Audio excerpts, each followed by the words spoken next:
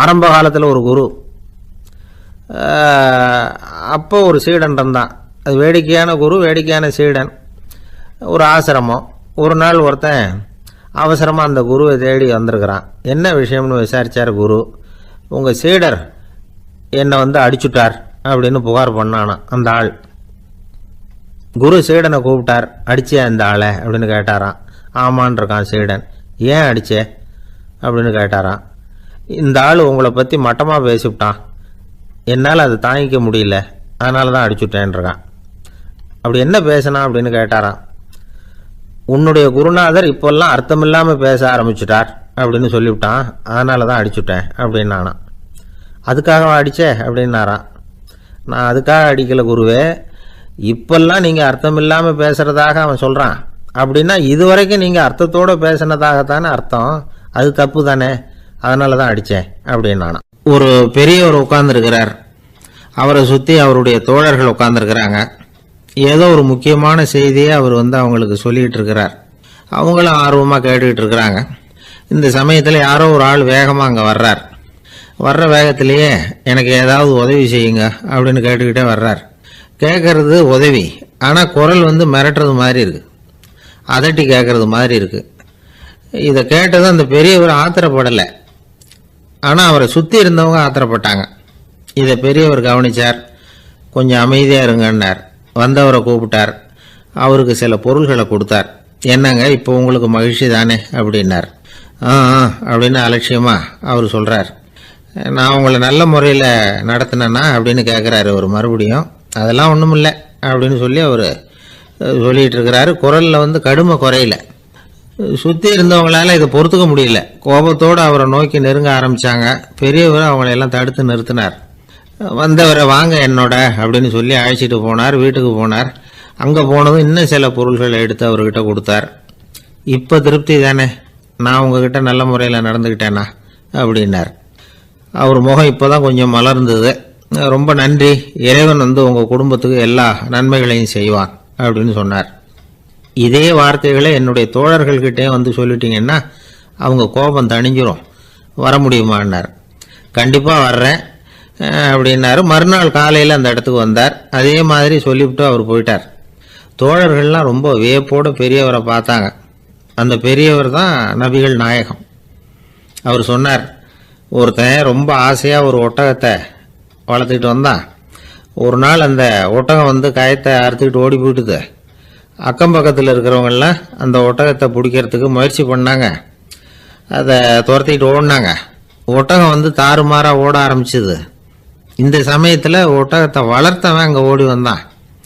நீங்கள் அதை ஒன்றும் செய்ய வேணாம், விட்டுருங்க, அதோட சுபாவம் எனக்கு நல்லா தெரியும், அதை சுலபமாக என்னோடய வழிக்கு கொண்டுட்டு வந்துட முடியும், நான் பார்த்துக்கிறேன், விட்டுருங்கோ அப்படின்னா. எல்லாரும் விலகி போயிட்டாங்க. இவன் என்ன செஞ்சான் தெரியுமா? கொஞ்சம் புல்லை கையில் எடுத்துக்கிட்டு அந்த ஒட்டகத்தை நெருங்கினான். அவ்வளவுதான். அது ஓடி இவன் காலடியில் உட்காந்துக்கிட்டது. செல்லமாக அதை அப்படியே தடவி கொடுத்தான். முதுகில் ஏறி உட்காந்துக்கிட்டான். அது பாட்டுக்கு சாதுவாக நடந்து போகுது. இந்த கதையை நபிகள் நாயகம் தம்முடைய தோழர்களுக்கு சொல்கிறார். ஒட்டகத்தை மட்டும் இல்லை, சில மனிதர்களையும் கூட சில விதத்தில் அணுகிதான் அவர்களை சீர்திருத்த வேண்டியிருக்குது அப்படிங்கிறத அவங்களுக்கு உணர்த்தினார். இது ஒரு அழகான உளவியல் அணுகுமுறை. சில குடும்ப தலைவர்கள் கூட இந்த ஒட்டகம் மாதிரி நடந்துக்கிறது உண்டு, அப்புறம் அடங்கி போகிறதும் உண்டு. ஒரு குடும்ப தலைவர் காலையில் எழுந்திரிச்சதுலேருந்து சத்தம் போட்டு கத்திக்கிட்டு இருப்பார். பக்கத்தில் இருந்தவங்கெல்லாம் ஓடி போய் சமாதானம் பண்ணி பார்த்தாங்க. அவர் ஓயறது மாதிரி தெரியல. கடைசியில் அவர் மனைவி வந்தாங்க. நீங்கள் எல்லாம் விலகி போயிடுங்க, அவர் சுபாவம் எனக்கு தெரியும், நான் பார்த்துக்கிறேன் அப்படின்னாங்க. சரின்னு எல்லாரும் போயிட்டாங்க. சாயந்தரமாக பார்க்குறாங்க, அவர் சத்தம் இல்லாமல் ஒரு மூலையில் உட்காந்துருக்கிறார். ரொம்ப சாதுவா. ஆச்சரியமாக இருந்தது. என்னம்மா பண்ணீங்கன்னு கேட்டாங்க. அது ஒன்றும் இல்லைங்க, ஒரு வேளை சாப்பாட்டை நிறுத்தினேன், பட்னி போட்டேன், அவ்வளவுதான் அப்படின்னாங்க அந்த அம்மா. ஒரு ஜென் துறவி, அவருக்கு ரொம்ப வயசாயிட்டுது, கடைசி காலம். நண்பர்களெல்லாம் கூப்பிட்டார். நண்பர்களே, நான் வித்தியாசமான முறையில் சாகணும்னு ஆசைப்படுறேன், அதுக்கு ஏதாவது யோசனை சொல்லுங்களேன் அப்படின்னு கேட்டாராம். நண்பர்கள் சிரித்தாங்க. என்ன பேச்சு பேசுகிறீங்க, சாவறதுங்கிறது என்ன விளையாட்டுத்தனமான காரியமா அப்படின்னு கேட்டிருக்காங்க. அந்த துறவி கொஞ்ச நேரம் யோசனை பண்ணார். அப்புறம் கேட்டாராம், இது வரைக்கும் யாராவது நடந்துக்கிட்டே இறந்துருக்குறாங்களா அப்படின்னாராம். எல்லாரும் இல்லைன்னாங்களாம். ஒருத்தர் மட்டும் சொல்லியிருக்கார், அப்படியும் ஒருத்தர் இறந்துருக்கிறதாக ஒரு கதையில் படிச்சிருக்கிறேன், ஒரு ஞானியால் தான் அப்படியெல்லாம் செய்ய முடியும் அப்படின்னு அவர் சொன்னாராம். சரி, அப்படின்னா அந்த முறை நமக்கு வேணாம், நின்றுக்கிட்டே யாராவது உயிரை விட்டுருக்காங்களா அப்படின்னு விசாரிச்சாராம். அப்படியும் ஒருத்தர் இறந்துருக்கிறார் அப்படின்னாங்களாம். மறுபடியும் அந்த துறவி யோசனை பண்ணியிருக்கிறார், ஏதாவது வித்தியாசமான முறையில் நாம் போகணும் அப்படிங்கிறது அவருடைய விருப்பம். மனிதன் எப்படி வாழ்கிறானோ அப்படி இறப்பது தான் நல்லது. சரி, யாராவது தலைகீழாக யோகம் செய்யும் நிலையில் இறந்துருக்கிறாங்களா அப்படின்னு விசாரித்தாராம். நண்பர்கள் சிரித்தாங்க. தலைகீழாக நின்னபடி இறந்ததாக நாங்கள் கேள்விப்பட்டதே இல்லை, அது முடியாத காரியம் அப்படின்ட்டுருக்காங்க. இப்போ அந்த துறவிக்கு திடீர்னு உற்சாகம் வந்துட்டுது. உடனே எழுந்திரிச்சார், தலைகீழாக நின்னார், அப்படியே உயிரை விட்டுட்டார். அவ்வளோதான். அந்த மடாலயத்தில் ஒரே குழப்பம், எப்படி அவரை கீழே இறக்கி படுக்க வைக்கிறது அப்படின்னு புரியல. இப்படி உயிர் விடுறதை பற்றி அவங்க இதுவரைக்கும் கேள்விப்பட்டதும் இல்லை. உண்மையிலேயே இவர் இறந்து தான் போனாராங்கிறதும் தெரியல. சோதித்து பார்த்தாங்க, இதய துடிப்பு, நாடி துடிப்பு எல்லாம் நின்று போயிருந்தது. இவர் எப்பவும் இப்படி தான், என்ன பண்ணுறது இப்போது அப்படின்னு சொல்லி எல்லாரும் குழம்பிக்கிட்டு இருக்கிற சமயத்தில் ஒரு பெரியவர் யோசனை சொன்னார். இந்த துறவியோட மூத்த சகோதரி பக்கத்து மடாலயத்தில் இருக்கிறாங்க, அவங்கள இங்கே அழைச்சிட்டு வந்தால் ஏதாவது வழி கிடைக்கும் அப்படின்னார். அந்த அம்மாவுக்கு 90 வயசு. அழைச்சிட்டு வந்தாங்க. ஒரு குச்சியை ஊன்றிக்கிட்டு அப்படியே மெதுவாக நடந்து வந்தாங்க. தம்பி, தலைகீழாக நின்று உயிர் விட்டு இறக்கிறத பார்த்தாங்க. தம்பின்னு கூப்பிட்டு பார்த்தாங்க, ஒன்றும் காணோம். உடனே என்ன பண்ணாங்க, தன்னுடைய கைத்தடியால் தம்பியோட உடலை ஒரு தட்டு தட்டினாங்க. ஏப்பா, சாகிறப்பவும் உன்னுடைய குறும்புத்தனத்தை விடலையா? இப்படியாடா சாகிறது, ஒழுங்காக செத்து தொலை அப்படின்னாங்களாம்.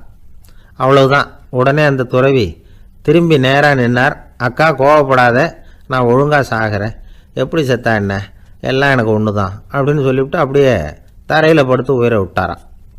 அதுக்கப்புறம் அந்த அம்மா கோலை கையில் எடுத்துக்கிட்டு அப்படியே திரும்பி கூட பார்க்காம அவங்க பாட்டுக்கு போயிட்டாங்களாம். மரணத்தை ஒரு விளையாட்டாக ஆக்கிய அந்த துறவிக்கு வாழ்க்கையே ஒரு விளையாட்டாக தான் இருந்திருக்குது. எந்த நோக்கமும் இல்லாமல் செயல்படுறதுன்னா என்னங்கிறதும் அவருக்கு தெரிஞ்சிருக்குது. பயனை எதிர்பார்க்காம பணி செய்து வாழ்ந்து மறைந்த மகான் அவர். தம்முடைய தொழிலை விளையாட்டு போல செய்ய தெரிஞ்சவருக்கு வாழ்க்கையே ஒரு விளையாட்டாக மாறிடும். எல்லாமே விளையாட்டாகி விடுகிற போது மரணமும் விளையாட்டாகிவிடும் அப்படிங்கிறது தான் அந்த தத்துவம். ஆனால் அதுக்கு முன்னாடி உங்களுக்குள்ளே இருக்கிற உண்மையான நடிகனை நீங்கள் அடையாளம் கண்டுபிடிக்கணும். நீங்கள் நடிக்க வேண்டியதே இல்லை, நீங்கள் ஏற்கனவே நடிச்சுக்கிட்டு தான் இருக்கிறீங்க. நீங்கள் இந்த உண்மையை தெரிஞ்சுக்கணும், அவ்வளவுதான். இதுதான் ஞானிகளுடைய கருத்து. வாழ்க்கையை சரியாக புரிஞ்சுக்கிட்டால் எல்லாமே நடிப்புங்கிறது புரியும். கல்யாண பத்திரிக்கை அனுப்பியிருந்தேனே, ஏன்டா வரலன்னு கேட்டான் ஒருத்தன். வந்திருந்தேனே அப்படின்னானா இவன். டேய், ஏன்டா போய் சொல்கிற, நான் பத்திரிக்கையே உனக்கு அனுப்பலையே அப்படின்ட்டுருக்கான் அவன். அதுக்கு இவன் சொன்னானா, பத்திரிக்கை அனுப்புனேன்னு நீ போய் சொல்கிறப்போ கல்யாணத்துக்கு வந்தேன்னு நான் போய் சொல்லக்கூடாதா அப்படின்னானா. விவசாயிகள் அவங்க விவசாயம் முன்னேறி இருக்கிற அளவுக்கு விவசாயிகளுடைய வாழ்க்கை தரம் முன்னேறலை. அந்த அளவுக்கு அவர்கள் நாட்டுக்காக உழைச்சிக்கிட்டு இருக்கிறாங்க. அந்த காலத்திலே அதை பற்றி ஒரு கதை சொல்கிறது உண்டு. ஒரு வயசான ஆள் நிலத்தில் ஏறு உழுதுகிட்டு இருந்தாராம். கிழிஞ்சு போன ஒரு சின்ன துண்டை தான் இடுப்பில் கட்டியிருந்தாராம். தலையில் ஒரு கந்தலை சுற்றி இருந்தார். உடம்பு பூரா சேரு, ரொம்ப ஏழை. ஏறு ஓட்டிகிட்டு இருக்கிறவர் வேறு எப்படி இருப்பார்? இருந்தாலும் அந்த ஆள் ரொம்ப ஜாலியாக பாட்டு பாடிக்கிட்டே ஏறு உழுதுகிட்டு இருந்தாராம். உடம்புல தான் அவர் ஏழையை தவிர மனசில் ஒரு ஏழையாக தெரியல. அந்த சமயத்தில் அந்த நாட்டு ராஜா அந்த பக்கமாக குதிரை மேலே வந்தாராம். வேட்டைக்கு போயிட்டு பரிவாரங்களோடு திரும்பி வந்துகிட்டு இருக்கிறார். ரொம்ப செல்வ செழிப்பில் இருக்கிற ராஜா அவர் இந்த வயசான விவசாயியை பார்த்துருக்கார். இந்த ஆள் ரொம்பவும் ஏழைங்கிறது அவர் பார்த்தாவே பளிச்சுன்னு தெரியுது. கட்டிக்கிறதுக்கு நல்ல துணி இல்லை, உடம்போ இழைச்சி போயிருக்குது, வயிறு முதுகில் போய் ஒட்டிகிட்டு இருக்கு, கண்ணு குழு விழுந்து போயிருக்குது. ஆனாலும் முகத்தை பார்த்தா சந்தோஷமாக இருக்கிற மாதிரி இருக்கு. இவ்வளவு உற்சாகமாக பாடிக்கிட்டு இருக்கிறாரே அப்படின்னு ஆச்சரியமாக நினச்சி பார்த்தார் அந்த ராஜா. சரி, அவர்கிட்ட கொஞ்சம் பேச்சு கொடுத்து பார்க்கலாம் அப்படின்னு முடிவு பண்ணார். ஐயா பெரியவரே, இப்படி கொஞ்சம் வர முடியுமான்னாராம். பொழுது போகிறதுக்குள்ளே நான் இந்த வயல் பூரா உழவு ஓட்டி ஆகணும், அதனால் பேசுறதுக்கு நேரம் இல்லை அப்படின்னாராம் அந்த பெரியவர். என்ன அவ்வளவு அவசரமா? மீதி இருந்தால் நாளைக்கு உழுதக்கூடாதா? அது சரி, உனக்கு எத்தனை ஏக்கர் நிலம் இருக்குது அப்படின்னு விசாரிச்சிருக்கார் ராஜா. எனக்குன்னு சொந்தமாக உள்ளங்கை அளவு கூட நிலம் கிடையாது, இது எங்கள் முதலாளியோட நிலம். இதை பூராவும் ஊது முடிச்சாதான் அவர் கூலி கொடுப்பார். நான் கூலிக்கு ஊதுகிட்டு இருக்கிறேன், உங்ககிட்ட பேசிக்கிட்டு இருந்தா அவருக்கு துரோகம் பண்ணது மாதிரி ஆயிடும் அப்படின்னாராம். ராஜா குதிரையை விட்டு கீழே இறங்கினார். வரப்புல நடந்து அந்த பெரியவர்கிட்டயே போனாராம். சரி, ஒரு நாள் பூரா ஊதான் உனக்கு எவ்வளவு கூலின்னு கேட்டிருக்கார். 8 அணா கூலி கிடைக்கும்னாராம் அவர். இது ரொம்ப காலத்துக்கு முன்னாடி நடந்த ஒரு சம்பவங்கிறதுனால அப்ப 8 அணா கூலிங்கிறது ரொம்ப பெருசு. இருந்தாலும் அதுவும் அந்த ராஜாவுக்கு பெரிய கூலியா தெரியல. இவ்வளவுதானா, இதை வச்சுக்கிட்டு நீ எப்படி காலம் தள்ளுற அப்படின்னாராம். ஒன்றும் கவலை இல்லை அப்படின்னாராம் அவரு. ராஜாவுக்கு ரொம்ப ஆச்சரியமா போச்சு. 8 அணா கூலி வாங்குற இந்த ஆளு கவலை இல்லாம இருக்கிறார், ஏராளமான வசதியோடு இருக்கிறன்னா கவலை இல்லாம வாழ முடியலையே அப்படின்னு நினைச்சு பார்த்திருக்கார். அது சரி, 8 அணாவில் எப்படி குடும்பம் நடத்துற அப்படின்னு கேட்டாராம். எனக்கு கிடைக்கிற 8 அணாவில் 2 அணா குடும்பத்துக்கு செலவழிக்கிறேன், 2 அணா பழைய கடனுக்கு கொடுக்குறேன், 2 அணா தர்மம் செய்யறேன், 2 அணா வட்டிக்கு கொடுக்குறேன், ஒரு குறையும் இல்லைன்னாராம். ராஜாவுக்கு ஒன்றும் புரியல. எனக்கு ஒன்றும் புரியலையேன்னு இருக்காரு. ஐயா, எனக்கும் என் மனைவிக்கும் 2 அணா செலவாகுது. வயசான அம்மா அப்பா இருக்கிறாங்க, சின்ன வயசுல என்னை காப்பாத்தினவங்க அவங்க. அந்த கடனுக்கு 2 அணா செலவாகுது, அது பழைய கடன். என் தங்கச்சி ஒருத்தி ஆதரவு இல்லாத நிலைமையில தன்னுடைய மகனோட என் வீட்டுல இருக்கிறா, அவளுக்கும் அவள் மகனுக்கும் 2 அணா செலவு பண்றேன், அது தர்மம். எனக்கு 2 பிள்ளைங்க இருக்கிறாங்க, அவங்களுக்கு 2 அணா செலவு பண்றேன், அது வட்டிக்கு கொடுக்கறது மாதிரி. பிற்காலத்துல அவங்க எங்களை காப்பாத்துவாங்க. அந்த வகையில நான் திருப்தியோட வாழ்ந்துகிட்டு இருக்கிறேன் அப்படின்னாராம். ராஜாவுக்கு அர்த்தம் புரிய ஆரம்பிச்சுதான். அந்த பெரிய நிலத்தை விலை கொடுத்து வாங்கி அந்த பெரியவருக்கே தானமா கொடுத்துட்டாராம். இப்போ ஊழவருக்கே நிலம் சொந்தமாயிட்டுது. அன்னையிலிருந்து அரசனுக்கும் ஆறுதல் கிடைச்சுதான். இப்படி ஒரு கதை சொல்லுவாங்க. 8 அணா வருமானத்தை வச்சுக்கிட்டு எப்படி காலத்தை தள்ளுறதுன்னு சொல்றதுக்காக இந்த கதையை சொல்றதாக யாரும் தப்பா நினைச்சுக்க கூடாது. கிடைக்கிறத எப்படி பங்கு போடுறார், எப்படி திருப்தியா வாழறார் அப்படிங்கிறது தான் முக்கியம். அது மாதிரி இன்றைக்கு இந்த பொங்கல் திருநாள்ல உழவர்கள் மனசு மகிழ்ச்சியா இருந்ததுன்னா அது எல்லாரும் மகிழ்ச்சியா இருக்கிறது மாதிரி அர்த்தம். அதனால அவர்கள்ட்ட இருந்து நாம பாடம் கத்துக்கணும். சில உழவர்கள் தங்கள் நிலத்துல விளையறத தாங்கள் சாப்பிட மாட்டாங்க, அடுத்தவங்கள்ட்ட வித்துட்டு சந்தையில போய் வேற அரிசி வாங்கிட்டு வந்துதான் இவங்க சாப்பிடுவாங்க. அப்படிப்பட்ட விவசாயிகள்லாம் இது உண்டு. பங்கிடுகிற பண்பை உழவர்கள்ட்ட இருந்து கற்றுக்கொள்ளுங்கள் அப்படிம்பாங்க. ஒரு ஆள் நிம்மதியா மகிழ்ச்சியா இருந்தானா, உங்க நிம்மதிக்கும் மகிழ்ச்சிக்கும் என்ன காரணம்னு கேட்டிருக்காரு இன்னொருத்தர். என்கிட்ட இருந்தது பூராவையும் என் பிள்ளைங்களுக்கு சமமா பங்கு போட்டு கொடுத்துட்டேன், எனக்குன்னு எதுவுமே வச்சுக்கல, அதுதான் நிம்மதிக்கு காரணம்னு இருக்கான். உங்ககிட்ட இருந்தது எவ்வளவு இருந்தது அப்படின்னு கேட்டிருக்காரு அவரு. மொத்தமா ஒரு 50,000 ரூபாய் இருக்கும் அப்படின்னு இருக்கான். அவ்வளவும் பணமாவே இருந்ததா அப்படின்னு கேட்டிருக்காங்க அவங்க. இல்லைங்க, அவ்வளவும் கடன், அதை தான் பிரிச்சு கொடுத்துருக்கான் பிள்ளைங்க கிட்ட அப்படின்னு நானும். அவன் நம்பிக்கை இல்லைன்னா இந்த உலகத்துல நாம நடமாடவே முடியாது. அவநம்பிக்கையோடு இருந்துகிட்டு இருந்தா என்னைக்கும் அவஸ்தை தான்.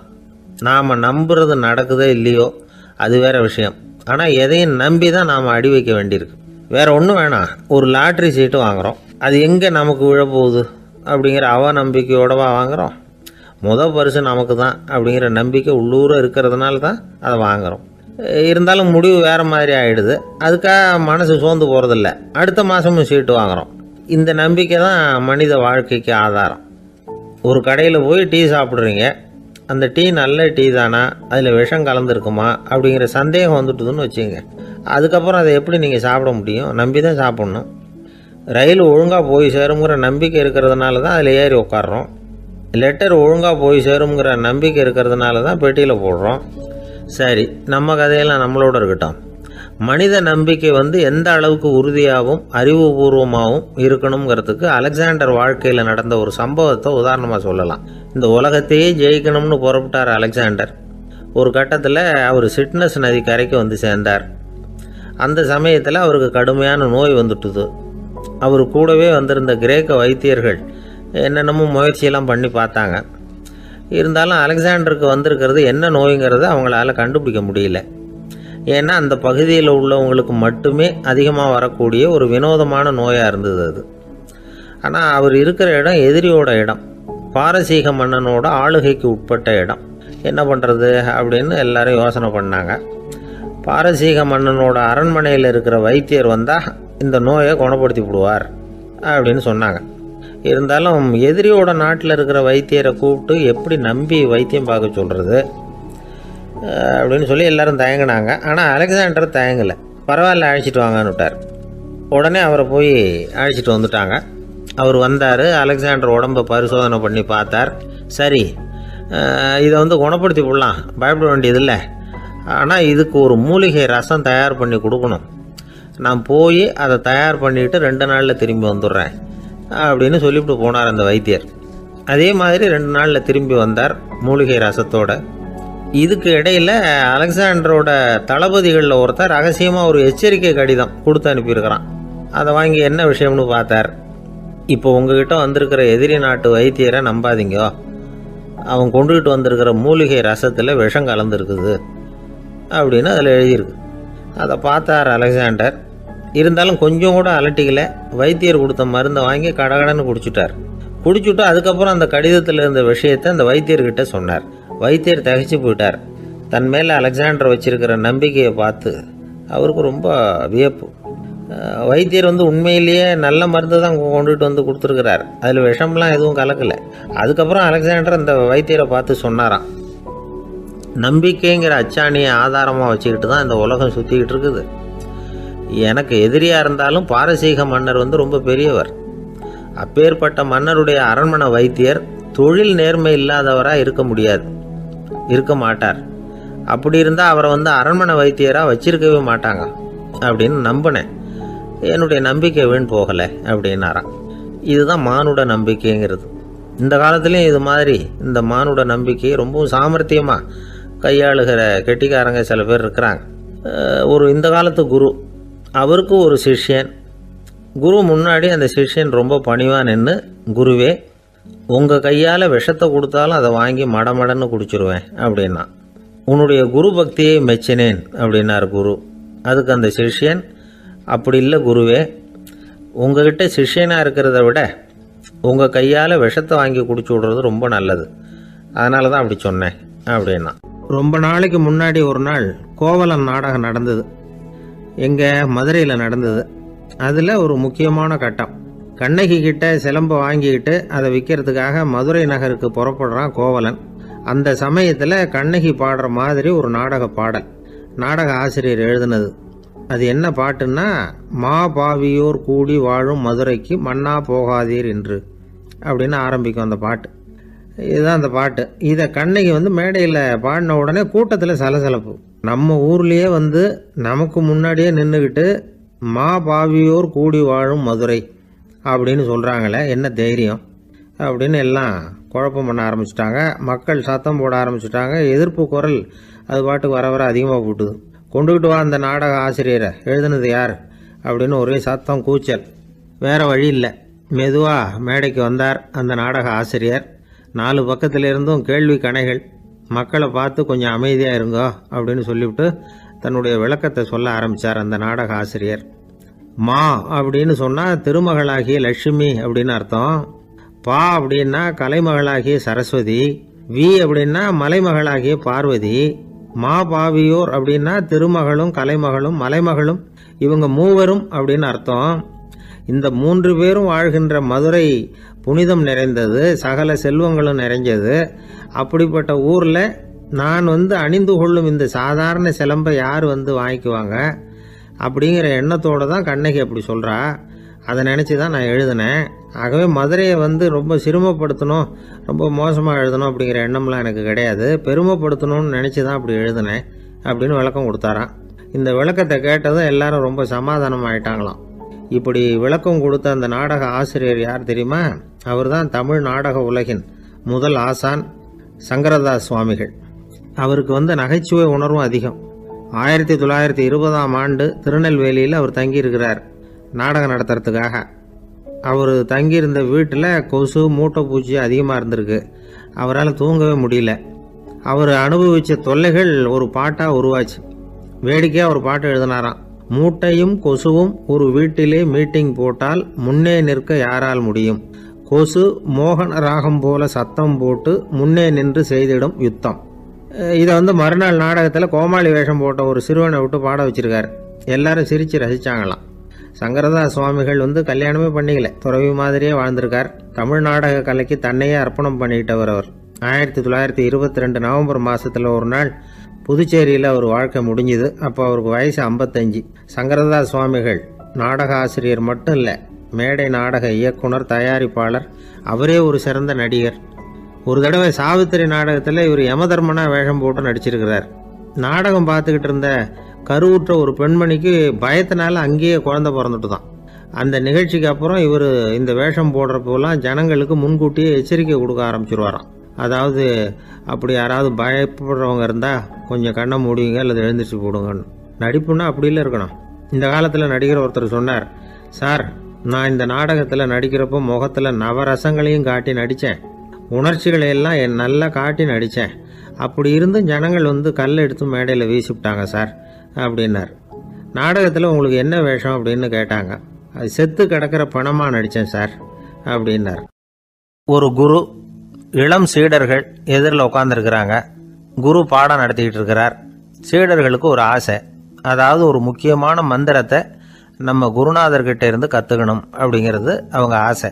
அது என்ன மந்திரம்னா, இறந்தவரை உயிர்ப்பிக்கக்கூடிய புனித மந்திரம், அதாவது செத்தவங்களுக்கு மீண்டும் உயிர் உண்டாக்குகிற மந்திரம்.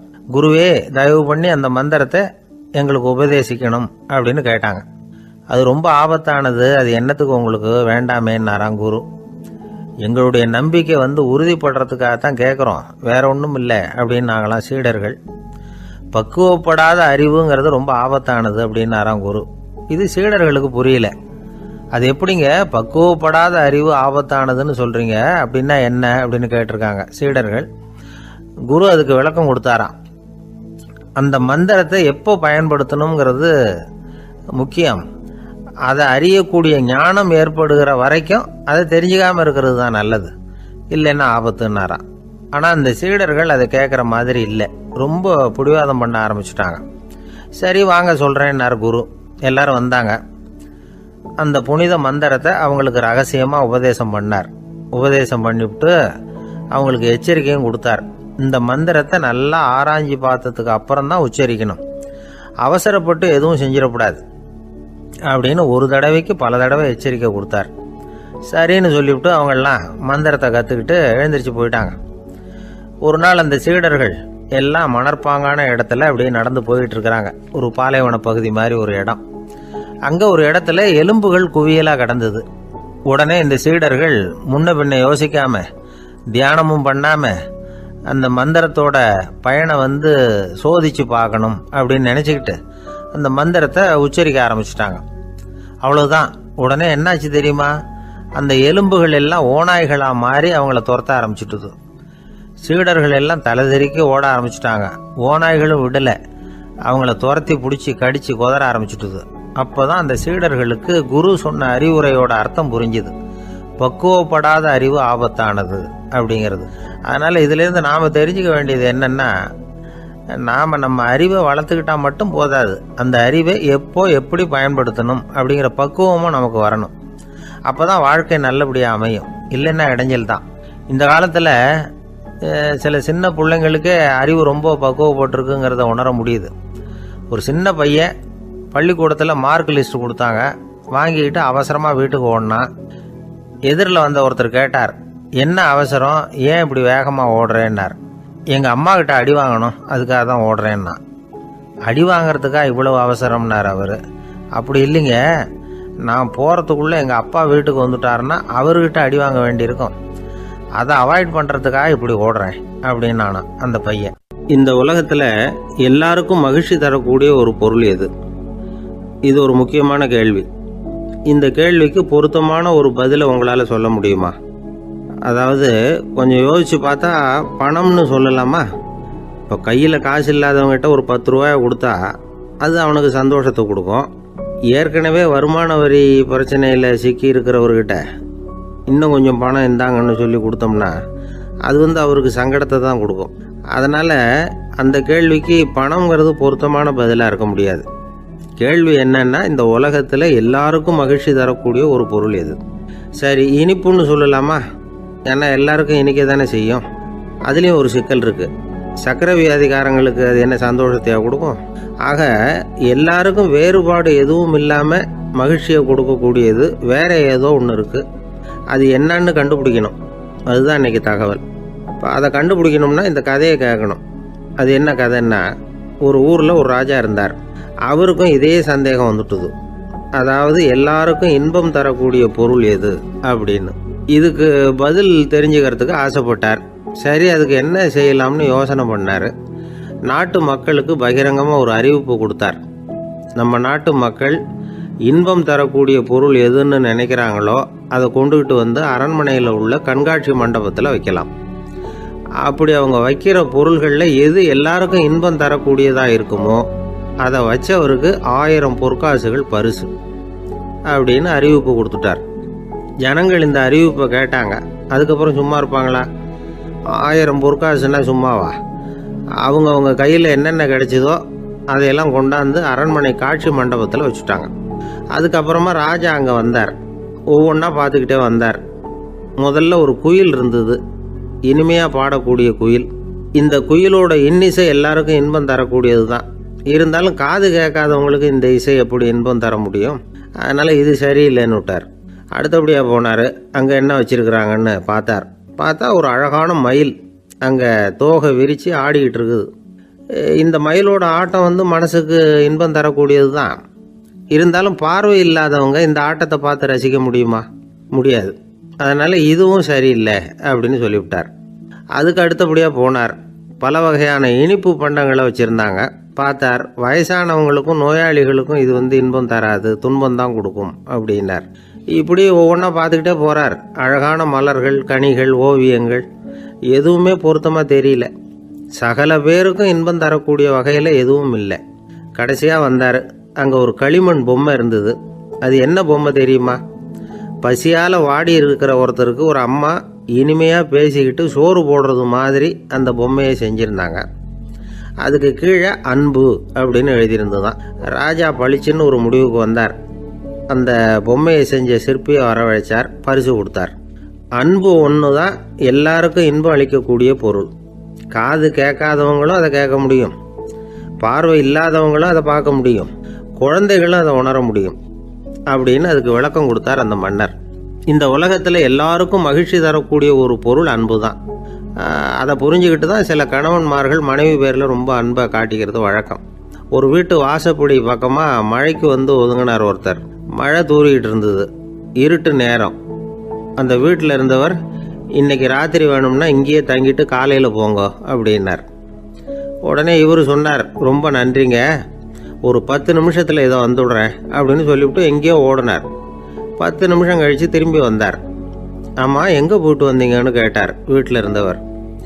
நேராக எங்கள் வீட்டுக்கு போய் மனைவி கிட்ட இன்னைக்கு ராத்திரி இங்கேயே தங்கிக்கிறேன்னு சொல்லிவிட்டு வந்துட்டேன் அப்படின்னார் அவர். அன்புல இது ஒரு ரகம். இந்த உலகத்தில் எவ்வளவோ உயிரினங்கள் இருக்குது. ஒவ்வொன்றும் ஒவ்வொரு விதமாக சண்டை போடுது.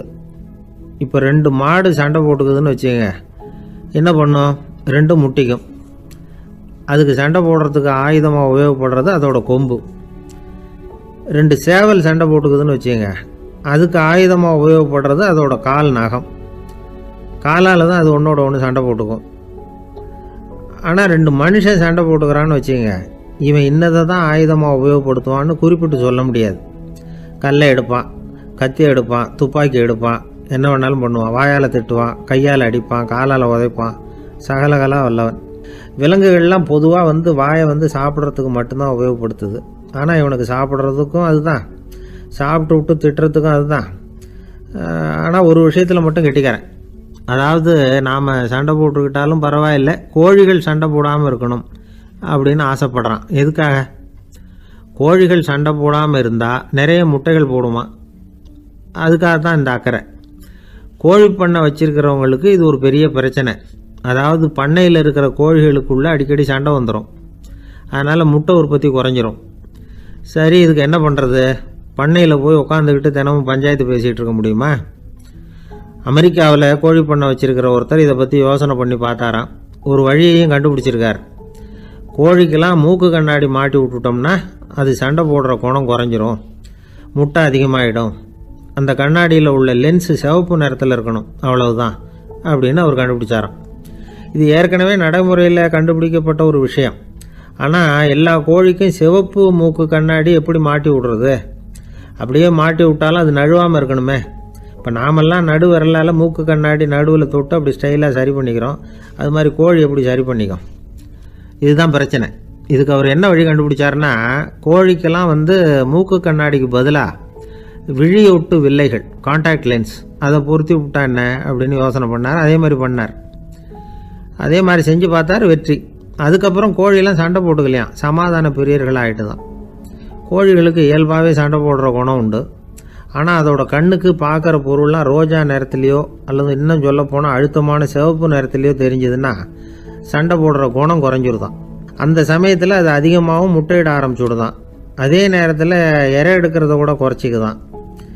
இது ஏன் இப்படி பண்ணுதுங்கிறது விஞ்ஞானிகளுக்கு இன்னமும் புரியலையா. எப்படியோ அமெரிக்க கோழிகள்லாம் கான்டாக்ட் லென்ஸ் பொருத்திக்க ஆரம்பித்தாச்சு. கோழி கழுத்தை பிடிச்சிக்கிட்டு ஒரு சில வினாடிகளில் அதை பொருத்தி போடுறாங்களாம். கோழியோட ஆயுள் பூரா அது அப்படியே இருக்குமா. பண்ணையில் முட்டை உற்பத்தி குறைஞ்சா இது மாதிரி விஞ்ஞானபூர்வமாக பரிகாரம் தேடுறது தான் நல்லது. நமக்கு வேண்டியப்பட்ட ஒருத்தர், அவர் ஒரு கோழி பண்ணை வச்சுருந்தார். அந்த பண்ணையில் பாதி கோழி திடீர்னு செத்து போச்சு. உடனே ஒரு கால்நடை மருத்துவர்கிட்ட போக வேண்டியது தானே. அங்கே போகல. உள்ளூரில் மந்திரம் பண்ணிகிட்டு இருந்த ஒரு சாமியார்கிட்ட போனார். அவர் காலில் விழுந்தார். சாமி, என் பண்ணையில் பாதி கோழி செத்து போட்டுதுன்னார். சாமியார் யோசனை பண்ணார். சரி, பண்ணையில் வாசப்படி கிழக்கு பக்கமாக வச்சுருக்கியா மேற்கு பக்கமாக வச்சுருக்கியான்னு கேட்டார். கிழக்கு பக்கமாக இருக்குன்னார் அவர். அதுதான் தப்பு, மேற்கு பக்கமாக அதை மாற்று, சரியாக போடும்னாராம். அதே போல் இவர் போய் மாற்றிவிட்டார். அப்பவும் பாதி செத்து போச்சு. மறுபடியும் சொன்னார், சாமி மறுபடியும் பாதி கோழி செத்து போட்டுதேன்னார். சரி, கூரை எப்படி போட்டிருக்க, ஓடு போட்டிருக்கியா இல்லை கீத்து போட்டிருக்கியான்னார். ஓடு போட்டிருக்கேன்னாராம் அவர். அதுதான் தப்பு, அதை கீத்து போட்டுரு, சரியாக போடும்னாராம். சரின்னு போய் அதையும் மாற்றி பார்த்தார். மறுபடியும் போயிட்டுது, கோழி செத்து போச்சு. வந்தார். மறுபடியும் பாதி செத்து போச்சு சாமின்னு வந்தார். இவரும் யோசனையை மாற்றி மாற்றி சொல்லிகிட்டே இருக்கிறார். இப்படி அவரும் மாற்றி மாற்றி பார்த்தார். 6வது தடவையாக அவரை தேடிட்டு வந்தார். அந்த சமயத்தில் இவர் ரொம்ப தீவிரமாக யோசனை பண்ணி பார்த்துட்டு, அது சரிப்பா, நீ என்கிட்ட சளைக்காமல் வந்துக்கிட்டு இருக்கிற, நானும் யோசனை சொல்லிகிட்டு இருக்கேன். இப்போவும் உங்ககிட்ட சொல்கிறதுக்கு என்கிட்ட யோசனை நிறையா இருக்குது. ஆனால் சோதிக்கிறதுக்கு உங்ககிட்ட கோழி இல்லையே, என்ன பண்ணுறது அப்படின்னாராம். இவர் போய்கிட்டு இருந்தார். அவர் தோளில் ஒரு பெரிய துணி மூட்டை, அதை சுமந்துக்கிட்டு கடத்தெருவை நோக்கி அவர் போய்கிட்டு இருக்கிறார். வழியில் அவரை சந்தித்தார் உமர். அவர் கேட்டார், கலீஃபா அவர்களே, எங்கே புறப்பட்டுட்டீங்க அப்படின்னு கேட்டார். கலீஃபான்னா ஆட்சித்தலைவர்னு அர்த்தம். இதுக்கு அவர் சொன்னார், நான் துணி வணிகம் செய்கிறவன், அதனால் துணி வியாபாரம் செய்கிறதுக்காக போயிட்டுருக்கிறேன்னார். நீங்கள் இப்போ இந்த நாட்டுக்கு ஆட்சித்தலைவர், ஆட்சி பொறுப்பில் இருக்கிறீங்க. நீங்கள் வியாபாரம் செய்ய போட்டால் அரசு பணிகளை செய்கிறது யார் அப்படின்னு கேட்டார் அவர். நான் அரசு பணிகளை மட்டுமே செஞ்சுக்கிட்டு இருந்தா என் குடும்பத்தை காப்பாற்றுறது யார் அப்படின்னு கேட்டார் அவர். இப்படி கேட்டவர் யார் தெரியுமா? அவர் தான் அபூபக்கர், இறை தூதர் முகமது அவர்களுக்கு பிறகு கலீஃபாவாக தேர்ந்தெடுக்கப்பட்டவர். அப்போலாம் ஆட்சி தலைவர்களுக்கு சம்பளம்னு எதுவும் கிடையாது. இந்த பிரச்சனையை எப்படி தீர்க்கிறதுன்னு யோசனை பண்ணார் உமர். அபு உபைதா அவர்கள்கிட்ட அழைச்சிட்டு போனார். அவர் யாருன்னா, அவர் தான் பொது நிதி கருவூலத்தின் பொறுப்பாளர். அவர்கிட்ட பிரச்சனையை சொன்னார். இது மாதிரி ஆட்சி தலைவருக்கு பொது நிதியிலிருந்து ஊதியம் அளிக்க முடியுமான்னு கேட்டார். பொது நிதி விதிகளின்படி அதுக்கு சாத்தியம் இல்லைன்னு சொல்லிவிட்டார் அவர். சரி, வேற ஏதாவது வழி இருக்குதான்னு கேட்டார் உமர். அபு உபைதா கொஞ்சம் யோசனை பண்ணி பார்த்தார். அப்புறமா சொன்னார், மக்காவிலிருந்து மதீனாவுக்கு குடிபெயர்ந்து வந்த அகதிகளுக்கு நிதி உதவி அளிக்கிறதுக்கு விதிகளில் இடம் இருக்கு. அப்படி பார்த்தா அபூபக்கரும் அகதி தானே, அதனால எல்லா அகதிகளுக்கும் கொடுக்கறது மாதிரியே அவருக்கும் ஒரு தொகை அளிக்கலாம்னார். கலீஃபா அபூபக்கருக்கு இந்த அகதி உதவி தொகையைத்தான் கொடுத்துட்டு வந்தாங்களாம். குடும்ப செலவுக்கு அது போதுமானதா இல்லை. இருந்தாலும் கலீஃபாங்கிறதுக்காக மற்ற அகதிகளை விட அதிகமாக தொகையை பெற அவர் விரும்பலை. மார்பு பக்கம் கிழிஞ்சிருந்த ஒரு மேலாடையை தான் அவர் அணிஞ்சிருந்தார். அவருடைய துணைவியார் அஸ்மா, அவங்க ஒரு நாள் தேன் அருந்த ஆசையாக இருக்குன்னாங்களாம். நமக்கு கிடைக்கிற ஊதியம் குடும்ப செலவுக்கே போதுமானதா இல்லையே, இந்த நிலையில் தேன் வாங்கிறதுக்கு காசுக்கு நான் எங்கே போவேன்ருக்கார் அவர். கொஞ்ச நாள் கழித்து அவங்க ஒரு தொகையை அவர்கிட்ட கொடுத்து தேன் வாங்கிட்டு வர சொன்னாங்களாம். இவருக்கு ஆச்சரியம், ஏது இந்த பணம்னு கேட்டிருக்காரு. நீங்கள் தினமும் குடும்ப செலவுக்காக கொடுத்துக்கிட்டு வந்த பணத்தில் கொஞ்சம் கொஞ்சமாக மிச்சப்படுத்தி வச்சேன்னாங்களாம். அபூபக்கர் அந்த பணத்தை எடுத்துக்கிட்டு நேராக பொது நிதி கருவூல பொறுப்பாளர்கிட்ட போனார். இந்த பணத்தை பொது நிதியில் சேர்த்துருங்க, இது அதிகப்படியாக எனக்கு தரப்பட்டு வந்த ஊதியம், அடுத்த மாதத்துலேருந்து இந்த தொகையை குறைச்சிங்கன்னு வேற சொல்லிவிட்டாராம். பசியை தணிக்க தேவையான அளவு உணவு, ஒரு ஜோடி உடை, இதை தவிர கூடுதலாக மக்கள் பொது நிதியிலிருந்து வாங்கிக்கிறதுக்கு என் குடும்பத்தாருக்கு உரிமை இல்லை அப்படின்னு சொல்லி கண்டிப்பாக சொல்லிவிட்டாராம். அவர் வாங்கிட்டு வந்த இந்த குறைந்த ஊதியம் கூட அவர் மனசை உறுத்திக்கிட்டே இருந்தது.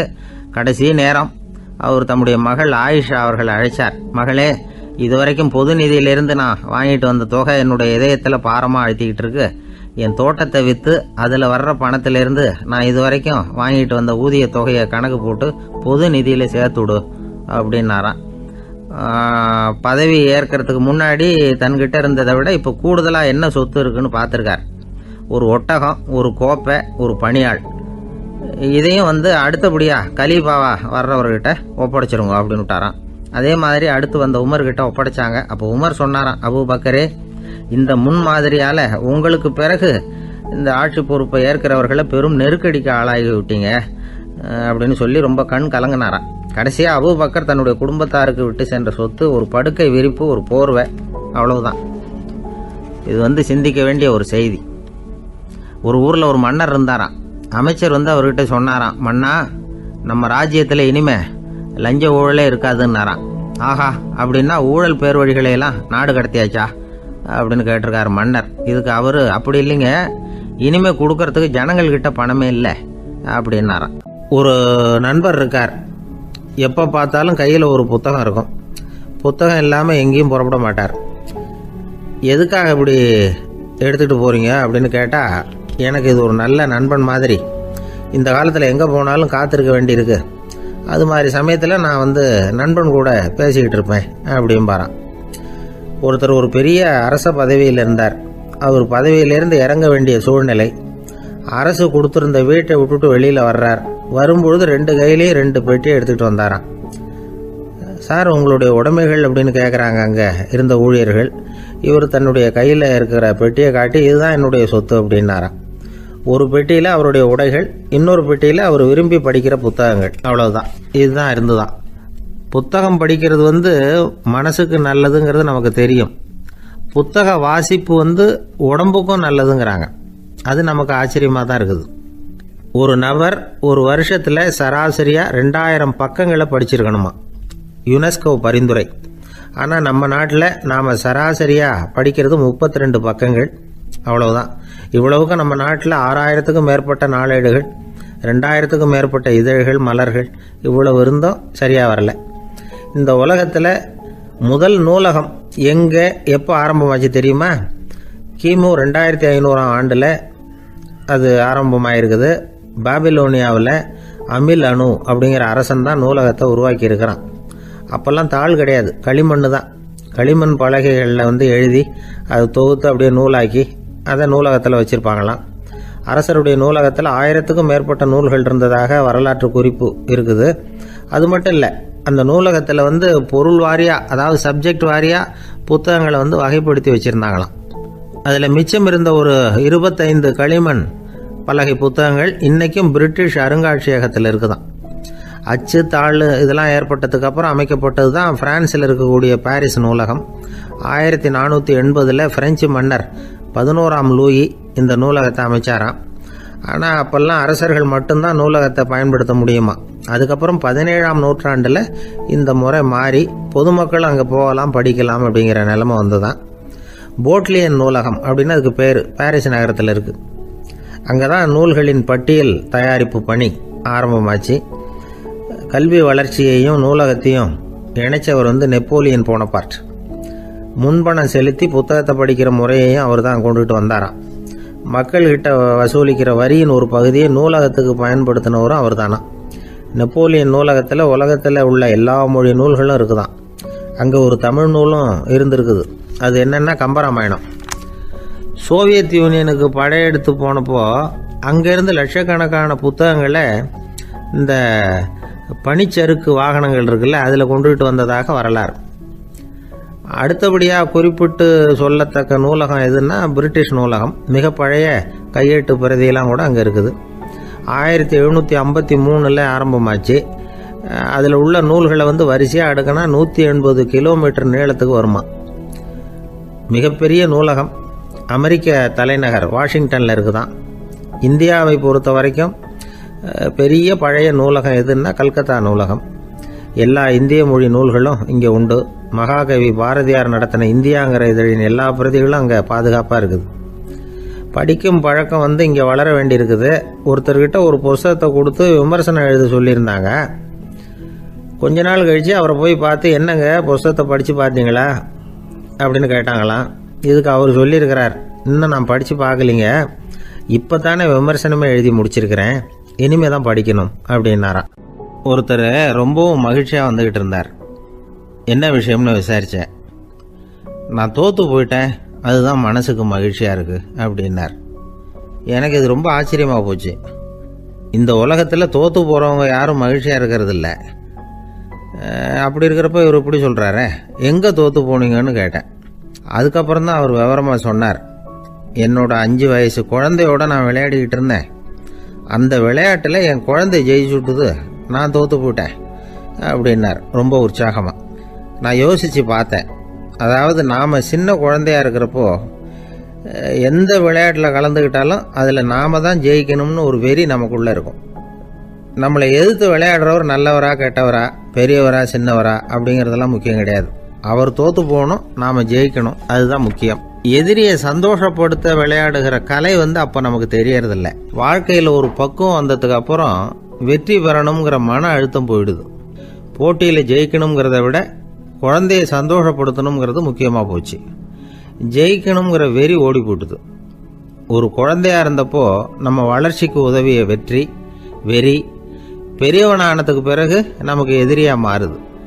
அதை சரியான சமயத்தில் நாம் புரிஞ்சுக்கிட்டோம்னா போதும், நாம் பொழைச்சிக்கலாம். ஒவ்வொரு மனுஷனுமே வாழ்க்கையோட அடுத்த கட்ட வளர்ச்சியில் அடி எடுத்து வைக்கிற நேரத்தில் தன்கிட்ட இருந்து ஏதோ ஒரு குணத்தை அல்லது தன் குணம் இருந்த ஏதோ ஒரு உறவை நாம் இழக்கத்தான் வேண்டியிருக்குது. ஒரு கட்டம் வரைக்கும் உதவியாக இருந்த குணம் அடுத்த கட்டத்துக்கு தடையாக கூட மாறிடலாம். இந்த பரிமாண மாற்றத்துக்கு உள்ளாகிற ஒவ்வொருத்தரும் பிரத்யட்சமாக இதை உணர்றாங்க. ஆனால் பல பேர் எப்படின்னா, பழசை திறந்துவிட்டு புதிய கொள்கைகளை உருவாக்கிக்கிறதுக்கு இஷ்டம் இல்லாமல் இருந்துடுறாங்க, அல்லது அப்படி செய்ய முடியாமல் தவிக்கிறாங்க. இதையெல்லாம் மீறி அந்த பழசை திறந்துட்டா அதை இழந்ததால் உண்டாகிற மன அழுத்தம் சில காலத்துக்கு வருத்திக்கிட்டு தான் இருக்கும், வேறு வழி இல்லை. ஆரோக்கியமான ஒரு முன்னேற்றத்துக்காக அந்த மன அழுத்தத்தை தாங்கிக்கத்தான் வேணும் அப்படிங்கிறாரு அந்த உலக புகழ்பெற்ற மேதை ஒருத்தர், இந்த ஸ்காட் பெக் அப்படிங்கிறவர். பிறந்த நாள் முதல் இதுதான் சரி அப்படின்னு கற்பிக்கப்பட்டு வந்த ஒவ்வொரு தத்துவத்தையும் தங்களுடைய வளர்ச்சிக்கு தகுந்த மாதிரி மாற்றி அர்த்தப்படுத்தி கொள்ள முடியாமல் வாழ்க்கை சூழல்ல அப்படியே அரைப்பட்டு தூளாகிறவர்கள் தான் ரொம்ப தவிக்கிறாங்களாம். இதுதான் அவருடைய கருத்து. பெரும்பாலும் மனிதர்களுடைய நடுத்தர வயசில், அதாவது 30 தாண்டுகிற சமயத்தில் தான் இந்த தவிப்பு உண்டாகுதான். இதை தான் மேற்கத்திய நாடுகளில் அடிக்கடி மிட் லைஃப் கிரைசிஸ் அப்படின்னு சொல்கிறாங்க. அப்பப்போ பழசையெல்லாம் தொலைச்சி விட்டு புதுசாக பிறக்கிறதுக்கு கற்றுக்கணும். ஒவ்வொரு நிமிஷத்தையும் அந்த நிமிஷத்துக்கு ஏற்ற சித்தாந்தம் கொண்டவர்களாக சந்திப்போம் அப்படிங்கிறார் அந்த உளவியல் நிபுணர். இப்படி பழகிக்கிட்டால் வாழ்க்கை இன்பமயம், இல்லைன்னா தவிப்பு மயம்தான். பழசை தொலைக்க முடியாதவர்களில் எத்தனையோ பேர் உண்டு, எத்தனையோ ரகம் உண்டு. அதில் வேடிக்கையான நண்பர்களும் உண்டு. ஒருத்தர் நண்பர் வீட்டுக்கு போனார். அவர் ஏதோ இனிப்பு பலகாரம் கொடுத்து சாப்பிட சொல்லியிருக்கிறாங்க அவங்க வீட்டில். இவர் சாப்பிட்டு பார்த்துட்டு சொன்னாராம், சார் 6 மாதத்துக்கு முன்னாடி ஒரு தடவை இங்கே வந்தேன், அப்போது ஒரு இனிப்பு பலகாரம் கொடுத்தீங்க, அது இதை விட நல்லா இருந்தது சார் அப்படின்னாராம். அப்போ செஞ்ச அதே இனிப்பு பலகாரம் தான் சார் இதுவும் அப்படின்னாராம் அவர். ஐயா, என்னுடைய நூல் வெளியீட்டு விழாவுக்கு அவசியம் நீங்கள் வரணும் அப்படின்னு கூப்பிட்டார் ஒருத்தர். எப்போ வரணும்னு கேட்டேன். அடுத்த வாரம்னார். சரி, புத்தகம் தயாராகிட்டுதா அப்படின்னு. நாளைக்கு தான் அச்சிக்க கொடுக்க போகிறேன்னார். என்னங்க இது, புத்தகம் அச்சிடுறதுக்கு முன்னாடியே அழைப்பிதழை அச்சடிச்சு விட்டீங்களே அப்படின்னு கேட்டேன். அதனால் என்னங்க, அந்த காலம் மாதிரி அப்போல்லாம் அச்சுக்கலை எவ்வளவோ முன்னேறியாச்சுங்க. Linotype, monotype, phototype, laser, இப்படி என்னென்னமோ வந்தாச்சு. இன்றைக்கி கொடுத்தா நாளைக்கே புத்தகம் தயார் அப்படின்னார். இப்படி இந்த அளவுக்கு முன்னேறி இருக்கிற இந்த அச்சுக்கலை ஆரம்பத்தில் எப்படி இருந்தது தெரியுமா? அந்த காலத்தில் காகிதம்னா என்னென்னே தெரியாது. அப்படி ஒன்று கண்டுபிடிக்கப்படவே இல்லை. அப்போல்லாம் எதையாவது ஒன்று எழுதணும்னா அதுக்கு ஆட்டு தோலை தான் பயன்படுத்தி இருக்கிறாங்க. கண்ணுக்குட்டி தோல் கூட அதுக்கு உபயோகப்பட்டு தான். ஐரோப்பாவில் இருந்த பாதிரியார்கள் தோலில் எழுதப்பட்ட புத்தகத்தை தயாரிக்கிறதுல ரொம்ப கெட்டிக்காரங்களாம். எகிப்து, அப்புறம் மத்திய தரைக்கடல் ஓரத்தில் உள்ள நாடுகள், இங்கெல்லாம் தோல் தான் எழுது பொருளாக பயன்பட்டு வந்திருக்குது. ஆனால் நம்ம நாட்டில் ஓலைச்சுவடிகளை எழுத்துக்கு பயன்படுத்தியிருக்கிறாங்க. எழுதுறதுக்கு தோலை பயன்படுத்தினவங்க பிறகு பேப்பரைஸ் அப்படிங்கிற கோரை புல்லை அதுக்கு பயன்படுத்தினாங்களாம். இதெல்லாம் அப்படி கொஞ்சம் கொஞ்சமாக கண்டுபிடிச்சிட்டு வந்திருக்கிறாங்க. அந்த புல்லை கச்சிதமாக நறுக்க வேண்டியது, நல்லா பதப்படுத்த வேண்டியது, அதுக்கப்புறம் அதில் எழுத வேண்டியது, அவ்வளவுதான். பேப்பருங்கிற சொல்லே இந்த பேப்பைரஸ் அப்படிங்கிறதுலேருந்து வந்தது தான். அதுக்கப்புறம் தான் காகிதம் வந்தது. இதை முதல்ல சீன நாட்டில் தான் கண்டுபிடிச்சாங்க. அது வந்த பிறகு அச்சு எந்திரம் கண்டுபிடிக்க வேண்டிய அவசியம் ஏற்பட்டது. அதை கண்டுபிடிச்சவர் ஜெர்மானிய அறிவியல் அறிஞர் ஜான் கூட்டன்பர்க். அச்சு கலைக்கு அடித்தளம் அமைச்சவர் அவர் தான். ஜெர்மனியில் மெயின்ஸ் அப்படிங்கிற ஊரில் 1399 பிறந்தார். அவரோட மாமன் ஒருத்தர் உலோக வேலையில் வல்லவர். அவர்கிட்ட அந்த வேலையை கற்றுக்கிட்டார். அதோட வைர கற்களை பட்டை தீட்டுறதுலையும் ரொம்ப தேர்ச்சி பெற்றிருந்தார். இளம் வயசுலேயே சும்மா இருக்க மாட்டாராம். எதை செஞ்சாலும் அதை திறமையாக செய்வாராம். அவர் தான் முதல்ல மர அச்சு எழுத்துக்களை உருவாக்கினார். அது மேலே மை தடவி பிரதிகள் எடுத்தார். அதுக்கப்புறம் உலோக எழுத்துக்கள், முதல்ல காரியம், அப்புறம் இரும்பு, அப்புறம் கலப்பு உலோகம், பிறகு அச்சடிக்கிறதுக்கு எந்திரம் ஒன்றையும் உருவாக்கினார். முதல்ல பைபிள் அச்சடித்தார். 1468 அவர் இறந்து போனார். 16ஆம் நூற்றாண்டில் மேலை நாடுகளிலிருந்து மர எழுத்துக்களை கொண்டுகிட்டு தமிழ்நாட்டில் கிறிஸ்துவ நூல்களை அச்சிட்டாங்க. அப்போல்லாம் அச்சகங்கள் போதிய அளவுக்கு இங்கே இல்லை. அதுக்கு என்ன காரணம்னா, இந்தியர்கள் அச்சகங்களை நடத்தக்கூடாது அப்படின்னு சட்டம். 1835 வரைக்கும் அந்த சட்டம் நடைமுறையில் இருந்தது. இந்த நிலைமையில் அங்கேயும் இங்கேயுமா 1-2 அச்சகங்கள் ஆரம்பமாச்சு. 1713 தரங்கம்பாடியில் லூத்தரன் மிஷன் அச்சகம், அதே ஆண்டில் சென்னையில் எஸ்பிசிகே அச்சகம். இது ரெண்டும் தான் இந்தியாவில் முதல்ல தொடங்கப்பட்ட அச்சகங்கள். ஆட்டுத்தோல்லையும் ஓலைச்சுவடியிலையும் எழுதப்பட்ட எழுத்துக்கள் இன்னைக்கு எங்கேயோ போயிட்டுது. ஆனால் நம்ம ஊரில் எழுத்தாளர்கள் நிலைமை தான் ஒன்றும் சொல்லிக்கிறது மாதிரி இல்லை. நம்ம ஆள் ஒருத்தர் சொன்னார், சார், நான் சொந்தத்தில் ஒரு அச்சாபீஸ் வச்சுருந்தேன், இப்போவும் வச்சுருக்கிறேன். அதனால் என்னுடைய படைப்புகளை புத்தகமாக வெளியிடுறதில் எனக்கு ஒன்றும் கஷ்டம் இல்லை. வருஷத்துக்கு ஒரு புத்தகம் எழுதி வெளியிட்டுருவேன். 15 வருஷமாக இலக்கிய உலகத்துக்கு இப்படி சேவை செஞ்சுக்கிட்டு வர்றேன். ஆனால் இந்த வருஷம்தான் வாசகர்கள் எனக்கு பாராட்டு விழா நடத்தி இருக்கிறாங்க அப்படின்னார். இந்த வருஷம் அப்படி என்ன விசேஷம் அப்படின்னு கேட்டோம். இந்த வருஷம்தான் நான் எந்த புத்தகம் எழுதி வெளியிடாமல் இருந்தேன், அதுக்காகத்தான் எனக்கு இந்த பாராட்டு விழா அப்படின்னார். ஊருக்கு வெளியில் அமைதியான ஒரு இடம், அங்கே ஒரு ஆசிரமம், அங்கே ஒரு சாமியார். அவர் தினமும் நல்ல போதனைகள்லாம் செய்வார். பல பேர் போய் அங்கேயே சில நாள் தங்கி இருந்து அவர் சொல்கிற அறிவுரைகளை எல்லாம் கேட்டுக்கிட்டு வர்றது வழக்கம். ஒரு தடவை அவரை பார்த்துட்டு போகிறதுக்காக 3 வெளியூர் தம்பதிகள் வந்தாங்களாம். அந்த மடத்திலேயே சாப்பிட்டுக்கிட்டு தங்கி இருந்து அவங்களுடைய போதனைகளை கேட்டுக்கிட்டு போகணுங்கிறது அவங்க நோக்கம். காலையில் குளிச்சுட்டு பூஜையில் உட்காந்தார் அந்த சுவாமி. இவங்களும் குளிச்சுட்டு அந்த பூஜையை பார்க்கறதுக்காக அவர் முன்னாடி உட்காந்தாங்க. பூஜை ஆரம்பமாச்சு. சம்பிரதாயப்படி அது ரொம்ப நேரம் நடந்துக்கிட்டே இருக்குது. இவங்களுக்கு நல்ல பசி இருந்தாலும் இந்த நேரத்தில் அதை எப்படி வெளியில் காட்டிக்கிறது? பேசாமல் இருந்தாங்க. அந்த சுவாமி பூஜையை முடித்தார். அதுக்கப்புறம் பேச ஆரம்பித்தார். பேச்சு அருமையாக தான் இருந்தது, அமிர்தமாக தான் இருந்தது. இருந்தாலும் இவங்களுக்கு இருக்கிற வயிற்று பசி அது சரியாக கவனிக்க விடலை. அந்த சுவாமியே இதை கவனிச்சதா தெரியல. இவங்களுக்கு மனசுக்குள்ள ஒரு எண்ணம், உள்ளே சாப்பாடு தயாராகிட்டு இருக்கும் போல இருக்கு, இந்த பேச்சு முடிஞ்சது நம்மளை உள்ளே அழைச்சிட்டு போய் சாப்பாடு போடுவாங்கன்னு நினைக்கிறோம் அப்படின்னு இவங்களாம் நினச்சிக்கிட்டாங்க. ஆனால் சுவாமி இதை பற்றி எதுவுமே பேசலை, கண்டுக்கலை. ஒரு அம்மாவால் அதுக்கு மேலே சும்மா இருக்க முடியுமா? முடியல. சாப்பாட்டை கவனிக்கலாமா அப்படின்னு சொல்லி மெதுவாக ஆரம்பித்தாங்க. ஓ, கவனிக்கலாமே அப்படின்னு உள்ளே அழைச்சிட்டு போனார் சுவாமி. இவங்க ரொம்ப அவசரமாக எழுந்திருச்சு உள்ளே ஓடினாங்க. அங்கே ஒரு மேஜை மேலே ஒரு கிண்ணம் மூடி இருந்தது. ஓ, இதுதான் சாப்பாட்டு மேஜை போல இருக்கு, இங்கே சாப்பாடு வந்துடும் அப்படின்னு நினச்சாங்க. உடனே போய் சுற்றி உட்காந்துக்கிட்டாங்க. சுவாமி அந்த கிண்ணத்தை எடுத்து அந்த அம்மா கிட்ட கொடுத்தார். அவங்க அதை வாங்கி மூடியை திறந்து பார்க்குறாங்க. உள்ளே ஒரு சாவி இருக்குது. ஓ, சரிதான், இது சமையலறை சாவி போல இருக்கு, அங்கே போய் அதை திறந்து சாப்பாட்டை நாமே எடுத்துக்கிட்டு இங்கே வச்சுக்கிட்டு சாப்பிடணும் போல இருக்கு அப்படின்னு நினச்சாங்க. சாவி இருக்கு இல்லையா, வாங்க பூட்டு நிறையா காட்டுறேன் அப்படின்னு சுவாமி அவங்கள அழைச்சிட்டு போனார், காட்டினார். இவங்க அந்த அறையை ரொம்ப ஆவலோடு திறந்தாங்க. உள்ளே பார்த்தா அங்கே அரிசி, பருப்பு, விதவிதமான காய்கறி எல்லாம் இருக்குது. சமையலுக்கு வேண்டிய மிளகாய், எண்ணெய், பால், தயிர், நெய் இப்படி எல்லாமே இருக்குது. அடுப்பு, விறகு, நெருப்பு போட்டி அது கூட அங்கே இருக்குது. சாப்பாடு தயாராக இருக்கும்னு நினச்சிக்கிட்டு போனால் இப்படி இருக்குதே அப்படின்னு சொல்லி அதை பார்த்ததும் ரொம்ப சோர்ந்து போட்டாங்க அவங்க. சுவாமி, என்ன இது சாப்பாடு இல்லையா அப்படின்னாங்க. அதுதான் சாப்பாட்டுக்கு வேண்டிய எல்லாம் இங்கே இருக்குதே. அடுப்பு மூட்டி நீங்கள் தான் அவங்கவுங்க ருசிக்கு தகுந்த மாதிரி சமைச்சிக்கணும். இந்த சன்னியாசிக்கு எப்படி சமைக்க தெரியும் அப்படின்னு கேட்டார் சுவாமி. சாப்பாடு தயாராக இருக்கும்னு நாங்கள் எதிர்பார்த்தோம் அப்படின்னாங்க. நீங்கள் இப்படி சொல்லுவீங்கன்னு நானும் எதிர்பார்த்தேன். இது வரைக்கும் நான் எவ்வளவோ தத்துவம்லாம் எடுத்து சொன்னேன். எல்லாத்தையும் விட இதுதான் அனுபவபூர்வமான தத்துவம். ஆண்டவன் நமக்கு நல்ல மனசை கொடுத்துருக்குறான், நல்ல வாய்ப்புகளையும் தந்திருக்கிறான், அதையெல்லாம் பயன்படுத்திக்கக்கூடிய மூளையையும் சிந்தனையையும் கொடுத்துருக்குறான். அதனால் அடுப்பை தான் நீங்கள் மூட்டணும். அடுப்பு நீங்கள் தான் மூட்டணும். உங்களுக்கு உகந்ததை நீங்கள் தான் சமைச்சு ருசித்து அனுபவிக்கணும். ஆண்டவனே அதை செஞ்சிகிட்டு இருக்க மாட்டான் அப்படின்னாராம் அந்த சுவாமி. நம்முடைய வாழ்க்கையில் பல நல்ல பலன்களை பெறறதுக்கு நாம் தான் முயற்சி பண்ணணும். அதுக்குரிய சூழ்நிலையை தான் ஆண்டவன் கொடுப்பானே தவிர அதை விளக்கிறதுக்காக தான் அந்த சுவாமி அப்படி செஞ்சு காட்டியிருக்கிறார். இது ஒரு பெரியவர் இப்படி ஒரு விளக்கம் கொடுத்தார். அதுக்கப்புறம் அந்த 3 தம்பதிகளும் தெளிவடைஞ்சுட்டாங்களாம். நாம் தெளிவடைகிறது எப்போங்கிறது தான் தெரியல அப்படின்னு பல பேர் இதை கேட்டுட்டு சொல்லிகிட்டு இருக்கிறாங்க. இந்த கதையை நம்முடைய நண்பர் ஒருத்தர்கிட்ட சொன்னேன். அந்த நண்பர் ரொம்ப சந்தோஷப்பட்டார். நீங்கள் சொல்கிறது கரெக்டு சார், ஆனால் நான் அதை விட ஒரு படி மேலே சார். எனக்கெல்லாம் அரிசி, பருப்பு இருக்கிற ரூம் எதுன்னு கையை காட்டிட்டா போதும்.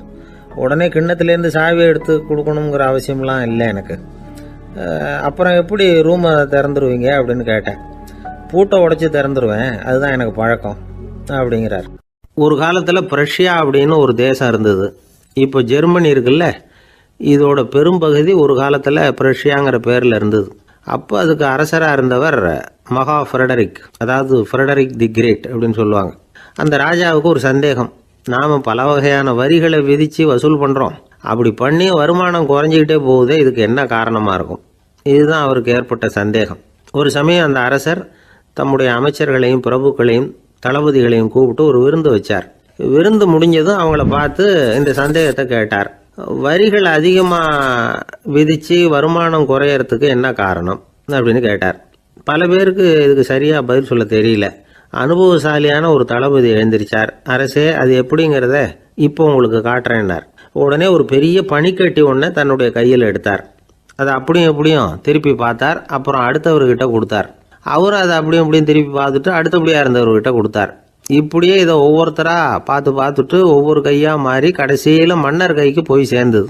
மன்னர் கைக்கு அந்த பனிக்கட்டி போய் சேர்ந்தப்போ அது கொஞ்சம் கொஞ்சமாக உருகி ஒரு பட்டாணி கடலை சைஸுக்கு ஆயிட்டுது.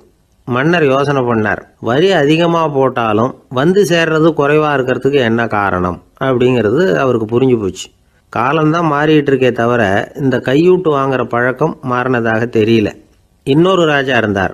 அவர் தன்னுடைய ராஜாங்கத்தில் லஞ்ச ஊழலே சுத்தமாக இருக்கக்கூடாது அப்படின்னு நினச்சார். அவர்கிட்ட பல்வேறு துறைகளுக்கும் பொறுப்பாக இருந்த பல பேரும் ரொம்ப சுத்தமாகவும் நேர்மையாகவும் இருந்தாங்க. ஒரே ஒருத்தர் மட்டும் எல்லார்கிட்டையும் லஞ்சம் வாங்கிட்டே இருந்தார். அவரை வேறு வேறு துறைகளுக்கு மாற்றி பார்த்தாரு. அந்த ராஜா என்னென்னமோ பண்ணி பார்க்குறாரு. எந்த வேலையை கொடுத்தாலும் அதுலேயும் லஞ்சம் வாங்கிறதுக்கு ஒரு வழியை உண்டு பண்ணிக்குவார் அந்த ஆள். ராஜாவுக்கு இது ஒரு பெரிய தலைவலியாக போட்டுது. இவர் என்ன பண்ணுறது, இவருக்கு என்ன வேலையை கொடுக்கறது, கொஞ்சம் கூட லஞ்சம் வாங்கிறதுக்கு சான்ஸே இல்லாத ஒரு வேலையை கொடுக்கணும் அப்படின்னு திட்டம் போட்டார். ஒரு நாள் அவருக்கு அந்த உத்தரவும் போட்டுட்டார்.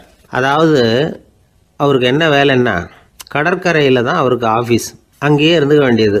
தினமும் எத்தனை கடல் அலை கரையில் வந்து மோதுது அப்படிங்கிறத கணக்கு எடுத்து ராஜாவுக்கு தெரிவிக்க வேண்டியது. இதுதான் அவருக்கு வேலை. பேசாமல் அலையை எண்ணிட்டு உட்காந்துருக்கிட்டோம், அப்போவாவது அவர் லஞ்சம் வாங்குகிற சந்தர்ப்பம் இல்லாமல் போயிடும் அவருக்கு அப்படின்னு நினச்சார் ராஜா. இந்த ஆள் கடற்கரைக்கு போய் டியூட்டியில் ஜாயின் பண்ணிட்டார். ஒரே மாதத்தில் அங்கே சொந்தமாக ஒரு பிரம்மாண்டமான மாளிகை கட்டி விட்டார். ராஜாவுக்கு இது பெரிய ஆச்சரியமாக போச்சு.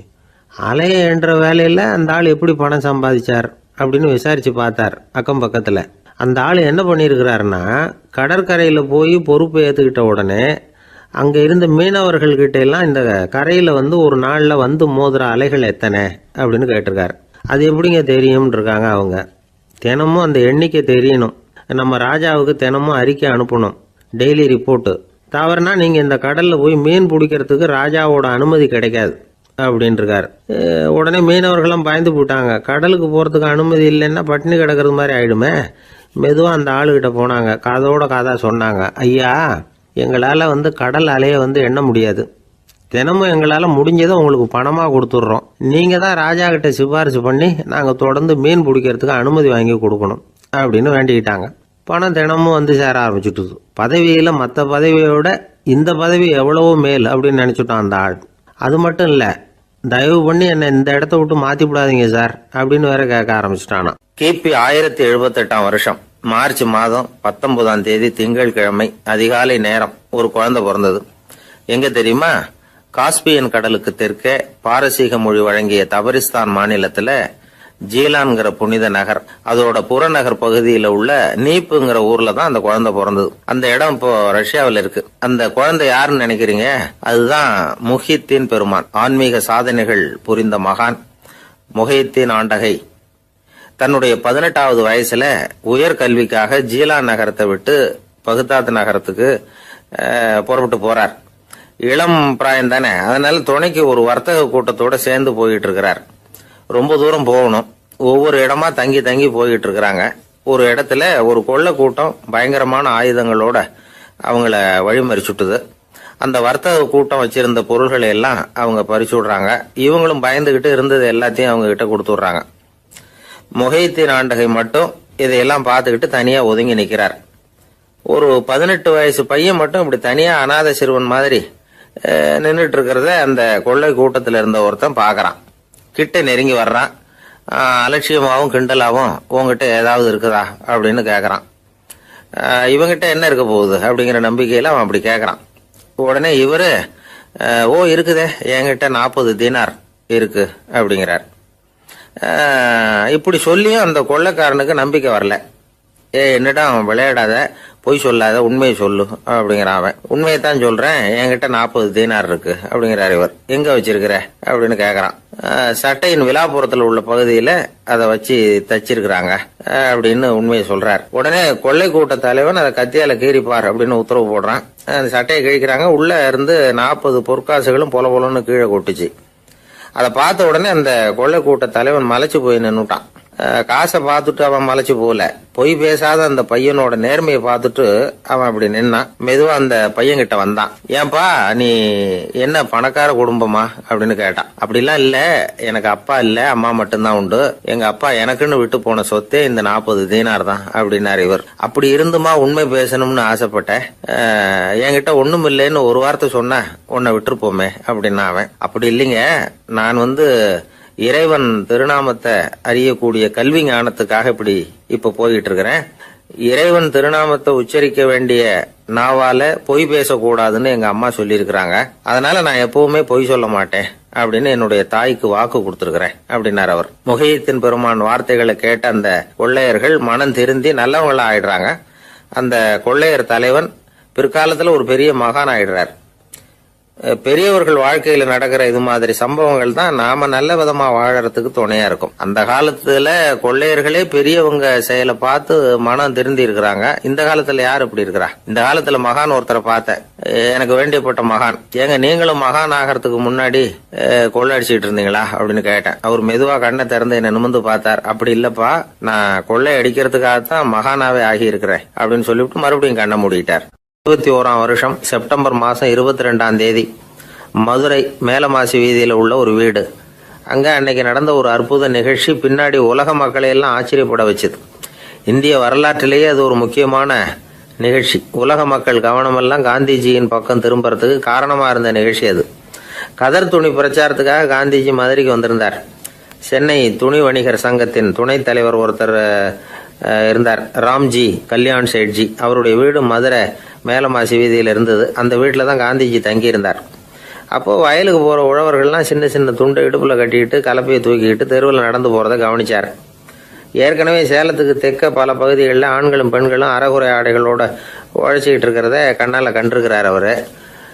இந்தியரின் சராசரி உடை இவ்வளவு தான் அப்படிங்கிறத புரிஞ்சுக்கிட்டார். மனசை என்னவோ பண்ணியிருக்குது. ராத்திரி பூரா அதை பற்றியே யோசனை.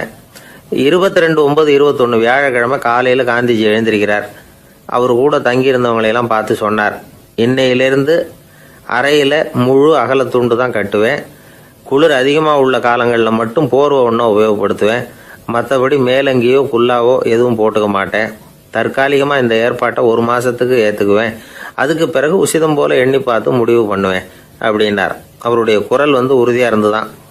உடனே செயலில் இறங்கினார். தம்முடைய 10 முழ வேட்டி, மேலங்கி, உள் சட்டை, குல்லா எல்லாத்தையும் களைஞ்சார். வேட்டியிலிருந்து ஒரு 4 முழ துணியை எடுத்துக்கிட்டார்.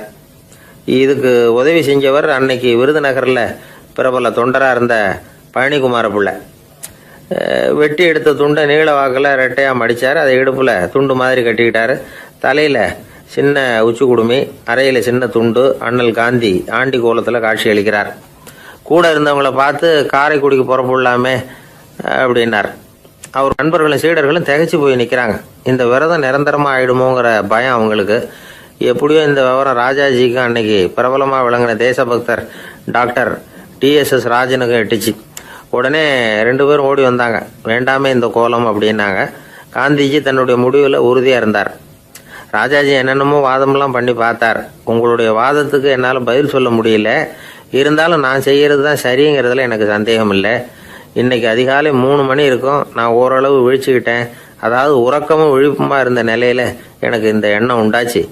இது என்னுடைய அந்தராத்மாவின் ஆணை, அதை என்னால் மீற முடியாது அப்படின்னு சொல்லிவிட்டாராம் காந்திஜி. கதர் பிரச்சாரத்துக்காக காரைக்குடிக்கு கிளம்பினார். வாசல்ல 4 மோட்டார் வண்டிகள் காத்துக்கிட்டு இருந்தது.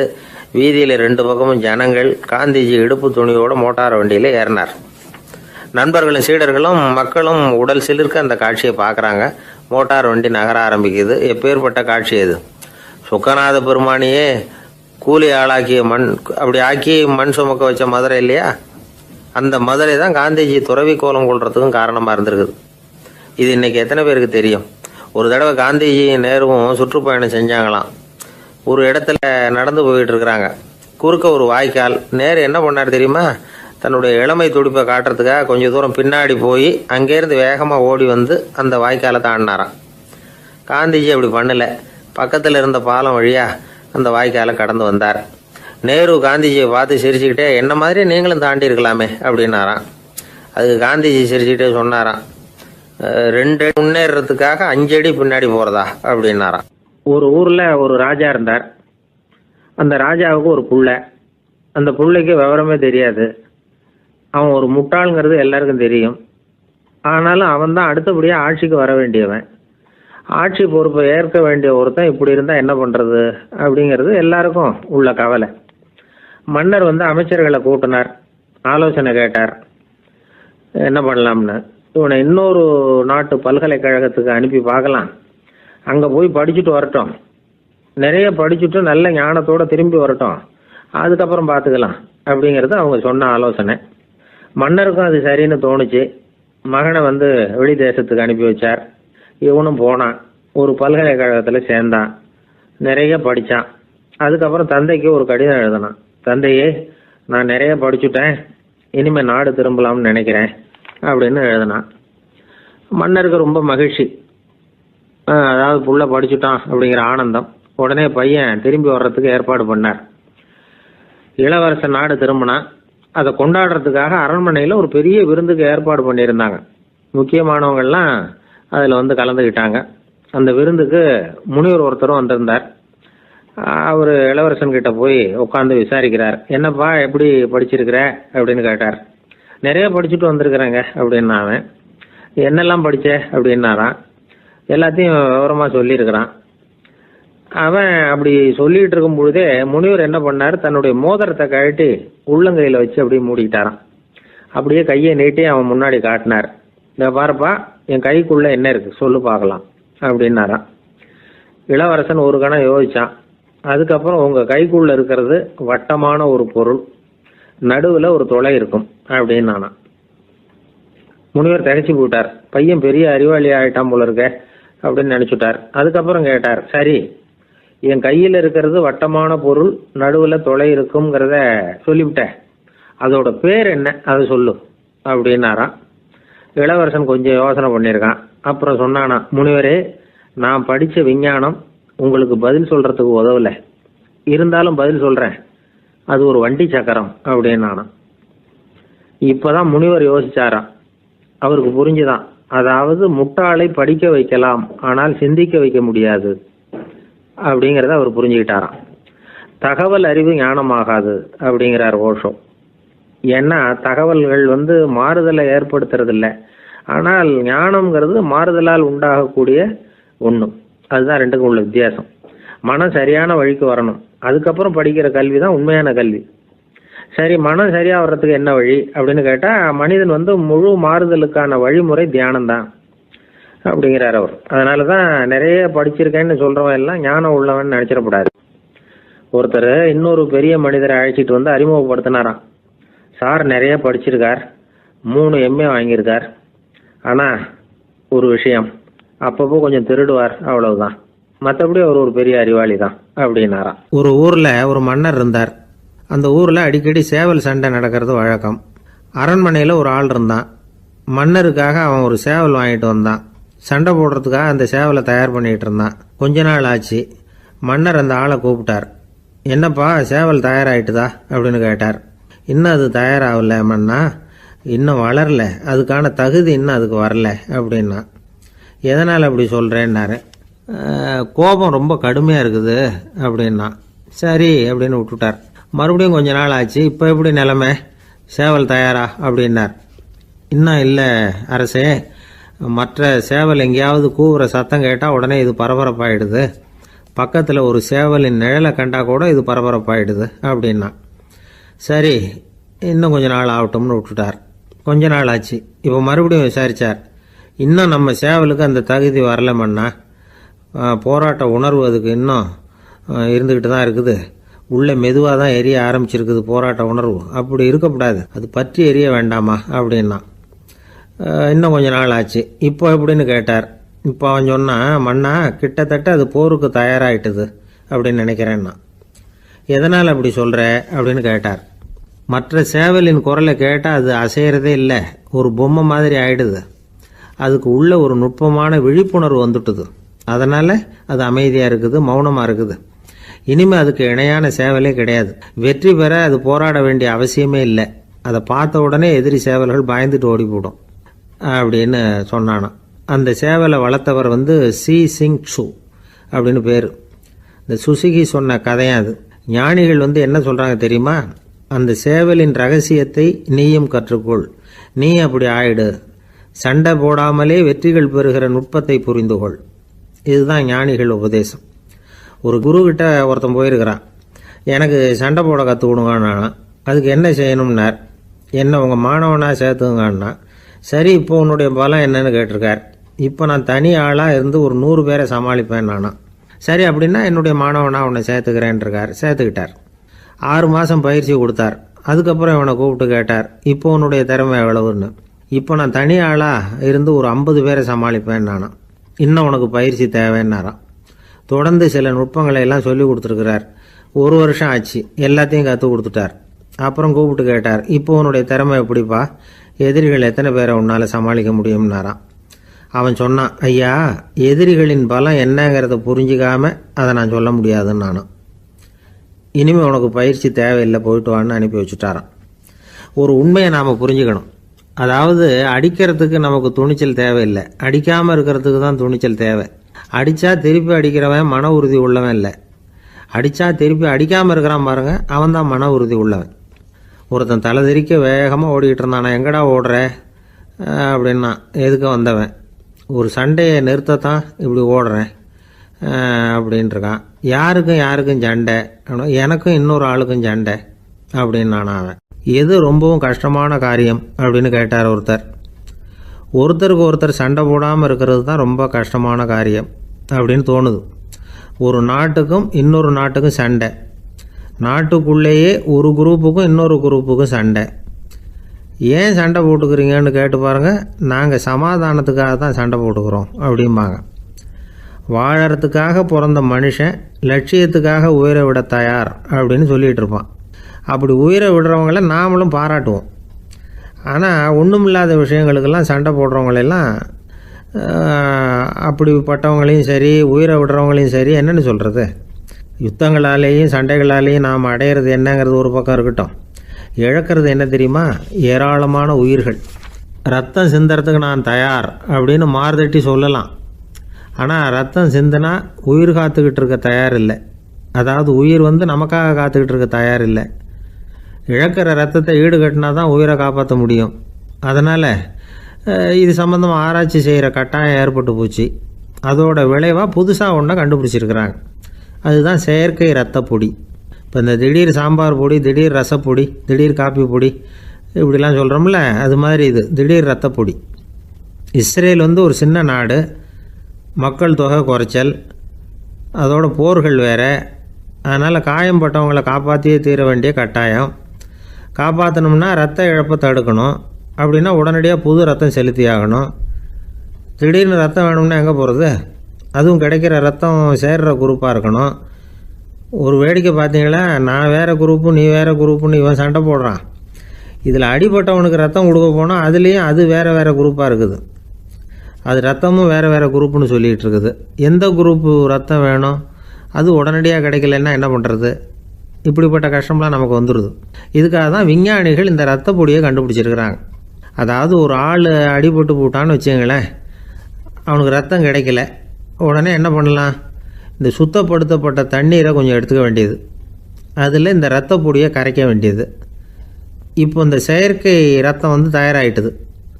இதை அந்த ஆள் உடம்புல ஏற்றி விட்டுற வேண்டியது. இயற்கையாக நம்ம உடம்பில் இருக்கிற ரத்தம் என்னென்ன வேலை செய்யுதோ அதே வேலையை இதுவும் செய்யும். அதாவது ஆக்சிஜனை உடம்புல எல்லா இடத்துக்கும் எடுத்துகிட்டு போகுது. அந்த வேலையை இந்த செயற்கை ரத்தமும் செஞ்சுருது. ஆனால் ஒரு விஷயம், இந்த செயற்கை ரத்தம் ஒரு அவசரத்துக்கு தான் உபயோகப்படுத்தலாம், ஒரு முதல் உதவி மாதிரி. அதை அப்படியே நிரந்தரமாக விட்டுற முடியாது. பின்னாடி தேவையான குரூப்பு உண்மையான ரத்தம் கிடைச்ச உடனே அதை செலுத்திக்கணும். உண்மையான ரத்தத்தை 20லேருந்து 40 நாள் வரைக்கும் தான் பாதுகாக்க முடியும். அதுவும் குளிர்பதன பெட்டியில். அதுக்குள்ளே உபயோகப்படுத்தலைன்னா அது வீணாக போயிடும்.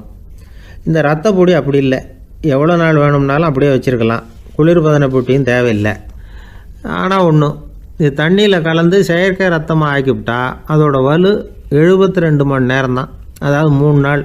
அதுக்குள்ளே அந்த ஆசாமியை எங்கேயாவது ஆஸ்பத்திரிக்கு தூக்கிட்டு போய் உண்மையான ரத்தத்தை கொடுத்துடணும். சண்டையில் அடிபடுறவங்க, சாலை விபத்தில் அடிபடுறவங்க, இவங்களுக்கெல்லாம் அவசரத்துக்கு கை கொடுத்து உதவுறது இந்த செயற்கை ரத்த பொடி. அதுக்கப்புறம் நாம் கொடுக்குற ரத்தம் தான் அவங்கள காப்பாற்றணும். இன்றைக்கி ரத்தத்தை தானமாக கொடுக்க தயாராக இருக்கிற நல்ல உள்ளங்கள் ஏராளம். எவ்வளவு ஆக்சிடெண்ட்டு, ஆப்ரேஷன், இதில் சம்மந்தப்பட்டவங்களை காப்பாற்றுறது நாம் தானமாக கொடுக்குற ரத்தம் தானே. ஒரு ஆக்சிடெண்ட்டு, ஒரு ஸ்கூட்டர் ஒரு ஆள் மேலே மோதி விட்டுது. பார்த்து வரக்கூடாதா அப்படின்னா அந்த ஆள், நீ தான் பார்த்து நடக்கணும், ஏன்னா 20 வருஷமாக நான் அந்த ஸ்கூட்டரை ஓட்டிகிட்டு இருக்கிறேன் அப்படின்னானா இவன். இதுக்கு அவன் சொன்னானா, நீ தான் பார்த்து ஓட்டணும், ஏன்னா 40 வருஷமாக நான் இப்படி நடந்துக்கிட்டு இருக்கிறேன் அப்படின்னானா. ஒருத்தர் அவசரமாக போய்கிட்டு இருந்தார். எங்கே போய்கிட்டு இருக்கீங்க அப்படின்னு கேட்டார் ஒரு பெரியவர். கடைக்கு போகிறேன் சார், சாமான் வாங்கிறதுக்கு அப்படின்னார். அங்கே போகிறதுக்கு முன்னாடி தெரிஞ்சிக்க வேண்டியதெல்லாம் தெரிஞ்சுக்கிட்டீங்களா அப்படின்னு கேட்டார் பெரியவர். கடைக்கு போய் காசை கொடுத்து ஒரு பொருளை வாங்கிட்டு வரப்போகிறோம், இதில் தெரிஞ்சிக்க வேண்டியது என்ன இருக்குது அப்படின்னார் அலட்சியமாக. இப்போ அந்த பெரியவர் பேச ஆரம்பித்தார். இந்த உலகத்தில் எந்த ஒரு செயலில் இறங்குறப்பவும் நாம் நல்லா ஆலோசனை பண்ண வேண்டிய விஷயம் 5 அப்படின்னார். உதாரணமாக, ஒருத்தன் கடைக்கு போய் ஏதோ ஒரு பொருளை வாங்கிட்டு வர போகிறான்னு வச்சுக்கோங்களேன். அப்போ கூட அவன் 5 விஷயங்களை பற்றி தெரிஞ்சுக்க வேண்டியிருக்குது அப்படிங்கிறார் அவர். முதல்ல அந்த பொருள் எப்படிப்பட்டது அப்படிங்கிறத தெரிஞ்சுக்கணும். 2வதாக தன்னை பற்றியும் தெரிஞ்சுக்கணும். அப்போ தான் அந்த பொருள் தனக்கு தேவையா இல்லையா அப்படிங்கிறத புரிஞ்சுக்க முடியும். 3வதாக தெரிஞ்சுக்க வேண்டியது ஒன்று இருக்குது. அது என்னென்னா, அந்த பொருளை அடையறதுக்கு வழி என்ன அப்படிங்கிறது தெரிஞ்சுக்கணும். அதாவது எவ்வளவு பணம் கொடுத்தா அது கிடைக்கும், இது மாதிரியான விஷயங்கள். 4வதாக அந்த பொருளை அடையிறது மூலமாக நாம் அடையக்கூடிய பயன் என்ன அப்படிங்கிறதையும் உணரணும். 5வது, அந்த பொருளை அடையிறதுல இருக்கக்கூடிய தடை எது அப்படிங்கிறதையும் நாம் தெரிஞ்சுக்கணும். பெரியவர் பேசுறது ஏதோ தத்துவம் மாதிரி தெரியுது இல்லையா? தத்துவம்தான். அதாவது இப்படி உலகியல் வாழ்க்கையில் சின்ன சின்ன விஷயங்கள்லேயே நாம் 5 விஷயங்களை தெரிஞ்சுக்க வேண்டி இருக்குது. அது ரொம்ப அவசியமாக இருக்குது. பேரின்ப நிலைன்னு சொல்கிறாங்கல்ல, அது மாதிரி பெரிய சமாச்சாரங்கள்லேயும் இந்த 5 விஷயங்களை நாம் தெரிஞ்சுக்க வேண்டியிருக்குது. அதுக்கு பேர் என்னன்னா அர்த்த பஞ்சகம். வைணவ சமயத்தில் அர்த்த பஞ்சகம்ங்கிறது ரொம்ப பெரிய விஷயம். கடைக்கு போகிறது மாதிரி கடவுளை பார்க்க போகிறப்போ நாம் 5 விஷயங்களை தெரிஞ்சுக்கணுமா. முதல்ல பரம்பொருள் அப்படிங்கிறது என்ன, அதோட தன்மைகள் என்ன, இதை தெரிஞ்சுக்கணும். இதுக்கு பேர் என்னன்னா பரமாத்ம ஸ்வரூபம் அப்படின்னு பேர். ரெண்டாவது நாம் யார், நம்மோட தன்மை என்ன அப்படிங்கிறத தெரிஞ்சுக்கணும். நான் யாருன்னு எனக்கே தெரியலங்கிறப்போ இதை நான் சொல்கிறேன்னு இது என்னுடையதுன்னு சொல்கிறது தப்பு தானே. அப்புறம் மூணாவது விஷயம், பரம்பொருளை நாம் அடையிறதுக்கு வழி எது, இதை தெரிஞ்சுக்கணும். இது உபாய ஸ்வரூபம் அப்படின்னு பேர். நாலாவது விஷயம், நாம் அடைய வேண்டிய பயன்கள் என்ன அப்படிங்கிறத தெரிஞ்சுக்கிறது. இதுக்கு புருஷார்த்தம் அப்படின்னு பேர். அஞ்சாவது, அந்த பயனை அடைய விடாமல் தடுக்கிற தடைகள் யாவை அப்படிங்கிறத தெரிஞ்சுக்கிறது. இது விரோதி ஸ்வரூபம். இதைத்தான் தடையியல் அப்படின்னு சொல்கிறாங்க. அதாவது பரமாத்மாவை பற்றிய அறிவு, ஜீவாத்மாவை பற்றிய அறிவு, உபாயம் பற்றிய அறிவு, புருஷார்த்தம் பற்றிய அறிவு, இந்த 4 அறிவுக்கும் எதிரடையா, அதாவது அதையெல்லாம் தப்பாக புரிஞ்சுக்கிறதால உண்டாகக்கூடிய அறிவு விரோதி ஸ்வரூபம். என்ன இது தகவலில் ஏதாவது கதை சொல்லுவீங்கன்னு பார்த்தா ஏதோ தத்துவம் பேசிகிட்டு இருக்கிறீங்களே அப்படின்னு நினைக்கலாம். இதுவும் தெரிஞ்சுக்க வேண்டிய ஒரு பெரிய விஷயந்தான். காதில் போட்டு வச்சா எப்போவாவது உபயோகப்படும். என்னுடைய நண்பர் ஒருத்தர் ஒரு நாள் என்கிட்ட சொன்னார், சார் அடுத்த மாதம் தஞ்சாவூரில் ஒரு கல்யாணம், போகிறதா வேண்டாமா அப்படின்னு ஒரே குழப்பமாக இருக்குது அப்படின்னார். நான் உடனே இந்த அர்த்த பஞ்சக உபதேசம் பண்ண ஆரம்பித்தேன். அவர் எல்லாத்தையும் பொறுமையாக கேட்டுவிட்டு, சரி சார் நான் போகிறதுன்னு முடிவு பண்ணிவிட்டேன்னார். எப்படி இந்த முடிவுக்கு வந்தீங்க அப்படின்னு கேட்டேன். அவர் சொன்னார், சார் அந்த 2வது பாயிண்ட் ஒன்று சொன்னீங்களே, அதை புரிஞ்சுக்கிட்டதுக்கு அப்புறம்தான் இந்த முடிவுக்கு வந்தேன் அப்படின்னார். என்ன 2வது பாயிண்ட்டுன்னு? அதாவது தன்னை பற்றி புரிஞ்சுக்கணும் அப்படின்னு சொன்னீங்க. உடனே என்னை பற்றி புரிஞ்சுக்கிட்டேன், நான் யாருங்கிறது எனக்கு தெரிஞ்சுது, உடனே போகிறது தான் நல்லதுன்னு முடிவு பண்ணிவிட்டேன்னார். நீங்கள் யாருன்னு கேட்டேன். நான் தான் சார் அந்த கல்யாணத்தில் தாலி கட்ட வேண்டிய மாப்பிள்ளை அப்படின்னார். காலை நேரம், கடற்கரை ஓரம், காலை வீசிக்கிட்டு கையை வீசிக்கிட்டு ஏதோ சண்டைக்கு போகிற சிப்பாய் மாதிரி எல்லாரும் நடந்து போயிட்டுருக்குறாங்க. நடைப்பயிற்சி. அதில் நமக்கு தெரிஞ்ச ஒருத்தர் எதிரில் வந்தார் ரொம்ப வேகமாக. என்ன சார் வாக்கிங்க அப்படின்னு கேட்டோம். அவரால் ஆமாம்னு பதில் சொல்ல முடியல, அவ்வளவு கஷ்டம். மூச்சு விடுறதுக்கே வாயை திறந்து மூடிட்டு இருக்கிறார். எங்கே பேசுறது? கொஞ்சம் நின்று நிதானித்து மூச்சு விட்டுட்டு அதுக்கப்புறம் சொன்னார் ஆமாம் அப்படின்னு. என்ன சார் இவ்வளவு வேகம்னோ? உங்கள் பேச்சை கேட்டுவிட்டு தான் சார் நடக்க ஆரம்பித்தோம். நீங்கள் தான் அடிக்கடி சொல்லிகிட்டு இருந்தீங்க நடக்கிறது நல்லதுன்னு. அன்னையிலேருந்து ஆரம்பிச்சுட்டேன், ஆனால் ரொம்ப கஷ்டமாக இருக்குது சார். இப்போ பாருங்கள், உங்கள்கிட்ட சுலபமாக பேசக்கூட முடியல, மூச்சு வாங்குது, உடம்பு கூட வலிக்கிறது மாதிரி இருக்குது அப்படின்னு அவர் பாட்டுக்கு பேச ஆரம்பிச்சிட்டார். உங்களை யார் சார் இவ்வளவு வேகமாக நடக்க சொன்னது? வேகத்தை குறைங்க, மெதுவாக நடங்க அப்படின்னோம். நீங்கள் நடக்கிறதுனால என்னென்ன சௌகரியம்னு அன்னைக்கு சொன்னீங்களே தவிர சௌகரியமாக நடக்கிறது எப்படின்னு சொல்லலையே அப்படின்னார் அவர். இன்னமும் லேசாக மூச்சு வாங்கிக்கிட்டே சொன்னால் கூட இவர் சொல்கிறதுலே ஒரு நியாயம் இருக்குது. அதனால் இந்த நடைப்பயிற்சி பண்ணுறவங்க கவனிக்க வேண்டிய சில முக்கியமான குறிப்புகள் இருக்குது. அது என்னென்னங்கிறத அவங்க தெரிஞ்சுக்கணும். அது தெரிஞ்சு வச்சுக்கிறது நல்லது. இதெல்லாம் மருத்துவ நிபுணர்கள் சொல்கிற குறிப்புகள். அவங்க என்ன சொல்கிறாங்க தெரியுமா? உங்கள் வயசு 40க்கு மேலேயா? உங்கள் எடை இருக்க வேண்டியதை விட 10 கிலோ அதிகமாக இருக்குதா? நீங்கள் புகை பிடிக்கிறவரா? இதய நோய், இரத்த நாள நோய், உயர் இரத்த அழுத்தம் இப்படி ஏதாவது உங்களுக்கு உண்டா? அப்படின்னா நீங்கள் உங்கள் இஷ்டத்துக்கு வரிஞ்சு கட்டிக்கிட்டு நடைப்பயிற்சி பண்ண ஆரம்பிச்சிடாதீங்க. முதல்ல ஒரு மருத்துவ பரிசோதனை பண்ணிக்கோங்க, அதுதான் நல்லது அப்படின்னு அவங்க சொல்கிறாங்க.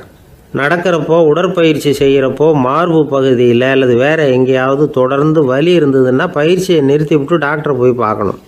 நடைப்பயிற்சி பண்ணுறப்போ உங்கள் சக்திக்கு தகுந்த மாதிரி மெதுவாக அதிக கஷ்டம் இல்லாமல் முன்னேறலாம். அங்கே என்ன போட்டியாக வைக்கிறாங்க? முந்திக்கிட்டு போய் என்ன பண்ண போகிறோம்? பரிசாக வாங்க போகிறோம். அதனால் நிதானம் அவசியம் அப்படிங்கிறது அவங்க ஆலோசனை. தொந்தரவு கொடுக்காத ஷூ, ட்ரெஸ்ஸு இதுகளை உபயோகப்படுத்துங்க. பாதத்தில் ஆடு தசை இருக்குல்ல, அங்கே ஏதாவது பிரச்சனை இருந்ததுன்னா டாக்டரை பாருங்கள். இந்த பாதத்தில் வலி வரும் அந்த இடத்துல. வெயில் காலமாக இருந்தால் தலைக்கு தொப்பி வச்சுக்கோங்க. பனியில் நடந்தாலும் அப்படி தான், தலையை பத்திரமா பார்த்துக்குங்க. நம்மக்கிட்ட ஏதோ கொஞ்சம் உருப்படியாக தெரியறது அது தானே. உடற்பயிற்சிக்கு முன்னாடி பின்னாடி பயிற்சி செய்கிறப்போ நிறைய தண்ணி குடிக்கலாமா. முதல் 1 மாதத்துக்கு கொஞ்சம் தளர்த்தியாக சாவகாசமாக நடக்கலாம். மணிக்கு 3 அல்லது 4 கிலோமீட்டர் வேகம்னு வச்சுங்களேன். அதுக்கப்புறம் வேகத்தை அதிகப்படுத்தலாம். மணிக்கு 6 அல்லது 8 கிலோமீட்டர் அளவுக்கு நடக்கலாம். நல்லா கையை வீசிக்கிட்டு நடக்கணும். மூச்சு விடுற எண்ணிக்கை அதிகரிக்கணும். இது மாதிரி ஒரு 30 நிமிஷம் நடக்கலாம். தனியாக நடந்து போகிறதுக்கு உங்களுக்கு என்னமோ மாதிரி இருக்குதா, கூட யாரையாவது சேர்த்துக்குங்க. ஒரு குரூப்பாக சேர்ந்து போகலாம். நடக்கிறதுங்கிறத ஒரு சந்தோஷமான சமாச்சாரமாக ஆக்கிக்கணும். தினம் இப்படி நடக்க வேண்டி இருக்குதே அப்படின்னு புலம்பிக்கிட்டே போகக்கூடாது. சில பேர் நடக்கிறப்போ கடந்த காலத்தை அசை போட்டுக்கிட்டே போவாங்க. சில பேர் வருங்காலத்தை அசை போட்டுக்கிட்டே போவாங்க. சில பேர் முக்கியமான திட்டம்லாம் இப்படி நடக்கிறப்போ தான் தீர்மானம் பண்ணுவாங்க. நடக்கிறதுனால மன இறுக்கம் குறையுது, பரபரப்பு குறையுது, மன ஆற்றல் பெருகுது, தன்னம்பிக்கை வளருது, முதுமை தள்ளி போகுது, செயல்திறன் அதிகரிக்குது. இதை தவிர உடம்புக்கும் பல விதமான சௌகரியங்கள் ஏற்படுது. அதனால் இது வரைக்கும் நடக்க ஆரம்பிக்காதவங்க இனிமேல் இந்த குறிப்புகளை கவனத்தில் வச்சுக்கிட்டு நடக்க ஆரம்பிச்சுடலாம். சார்லஸ் லேம்ப் அப்படின்னு ஆங்கில இலக்கிய மேதை ஒருத்தர், அவர் ஒரு தரம் உடம்பு சரியில்லைன்னு டாக்டர்கிட்ட போனாராம். டாக்டர் அவரை பார்த்துட்டு, நீங்கள் தினமும் காலையில் வெறும் வயத்தில் நடக்கணும் அப்படின்னாராம். வெறும் வயத்தில் நடக்கிறதுக்கு நான் தயார், ஆனால் வயிறு கிடைக்கணுமே சார், யார் வயத்து மேலே நடக்கிறது டாக்டர் அப்படின்னு கேட்டாராம் இவர். தானத்தில் சிறந்தது எது அப்படின்னு ஒரு கேள்வியை கேட்டு, தானத்தில் சிறந்தது நிதானம் அப்படின்னு அதுக்கு ஒரு பதிலும் சொல்கிறவங்க உண்டு. நிதானம் ரொம்ப அவசியம். அதுவும் இன்றைய உலகத்துக்கு ரொம்ப அவசியம். இன்றைக்கி உலகம் ரொம்ப பரபரப்பாக போய்கிட்டு இருக்குது. பொறுமையாக இருக்கணும்னு நினைக்கிறவங்களால கூட அப்படி இருக்க முடியறதில்ல. பொறுமையை சோதிக்கிறது மாதிரி பல சம்பவங்கள், அதையெல்லாம் சந்திச்சே தீர வேண்டியிருக்குது. எங்கே போனாலும் க்யூவில் நிற்க வேண்டியிருக்குது. எங்கே போனாலும் காத்துக்கிட்டு இருக்க வேண்டியிருக்கு. ஆஃபீஸ்லேயோ வீட்லேயோ கூட நீங்கள் நிதானமாக பொறுமையாக நடந்துக்க தெரியலன்னா உங்களுக்கு சிடுமூஞ்சி, முசுடு இப்படிலாம் பேர் வச்சுருவாங்க. அது உங்களுக்கு தேவையா? சரி, வாழ்க்கையில் பொறுமைசாலின்னு பேர் வாங்கிறதுக்கு என்ன வழி? முதல் பாயிண்ட், நீங்கள் நினைக்கிறது, எதிர்பார்க்கறது, செய்கிறது எல்லாமே 100% கரெக்டாக நடக்கணும்னு ஆசைப்படக்கூடாது. எதுவாக இருந்தாலும் அதில் ஓரளவுக்கு தவறு நடக்கலாம் அப்படிங்கிறத எதிர்பார்த்தே இருக்கணும். ஓரளவுக்கு அதை அனுமதிக்கணும். ஒரு நண்பரை 6 மணிக்கு ஒரு இடத்துக்கு வர சொல்லியிருக்கிறீங்க. 6 மணிக்கு அவர் வரலை, உடனே பொறுமை இழந்து நடந்துக்கக்கூடாது. ஒரு 10 நிமிஷம் டிலே ஆகலாம். ஒரு வர்ற வழியில் பஸ்ஸு கூட ஏதாவது டிராஃபிக்கில் மாட்டியிருக்கலாம். அதெல்லாம் எதிர்பார்த்தே கொஞ்சம் காத்திருக்கிறதுல ஒன்றும் தப்பு இல்லை. சில சமயம் டிலே ஆகிறது கூட நல்லதாக முடியும். ஒரு பஸ்ஸை தவற விட்டுட்டு, ஐயோ கொஞ்சம் ஒரு 2 நிமிஷம் முன்னாடி வந்திருந்தா பிடிச்சிருக்கலாமே அப்படின்னு தவிச்சிக்கிட்டு இருப்பாங்க சில பேர். அடுத்தபடியாக வர்ற பஸ்ஸு நேரடியாக நீங்கள் போக வேண்டிய இடத்துக்கே கொண்டு போய் விடுற பஸ்ஸாக கூட இருக்கலாம். அது உங்களுக்கு முன்னாடி தெரியாதுல்ல. சில நெருக்கடியான சூழ்நிலைகளை தமாஷா எடுத்துக்கிறதுக்கு பழகிக்கணும். சில இடங்களுக்கு போகிறப்ப காத்திருக்கிறதுக்கு நம்ம மனசை தயார்படுத்திக்கிட்டே போகணும். ஒரு ரயிலுக்கோ பஸ்ஸுக்கோ அல்லது விமானத்துக்கோ கப்பல் பிரயாணத்துக்கோ போகிறப்போ அங்கே போய் நீங்கள் மணிக்கணக்கில் கூட காத்துக்கிட்டு தான் இருக்கணும். புறப்படுற நேரம் கூட மாறலாம். நீங்கள் போய் சேர்ந்ததும் அது உடனே புறப்படணும்னு கட்டாயமாக என்ன? அது மாதிரி சமயத்தில் படிக்கிறதுக்குன்னு சில சுவாரஸ்யமான புத்தகங்களையும் கையில் எடுத்துக்கலாம். உங்களை சுற்றி எவ்வளவோ சுவாரஸ்யமான சம்பவங்கள் நடந்துக்கிட்டு இருக்குதுல்ல, அதையெல்லாம் வேடிக்கை பாருங்கள். எதுக்காக காத்துக்கிட்டு இருக்கிறோமோ அந்த காரியத்தில் உண்மையாகவே நமக்கு ஒரு அக்கறை இருந்தால் நமக்கு போர் அடிக்காது. சில கோயில்களில் பார்த்துருப்பீங்க, தரிசனத்துக்காக பக்தர்கள் நாள் கணக்கில் காத்துக்கிட்டு இருப்பாங்க. அவங்களெலாம் அழுத்துக்கிறது இல்லை.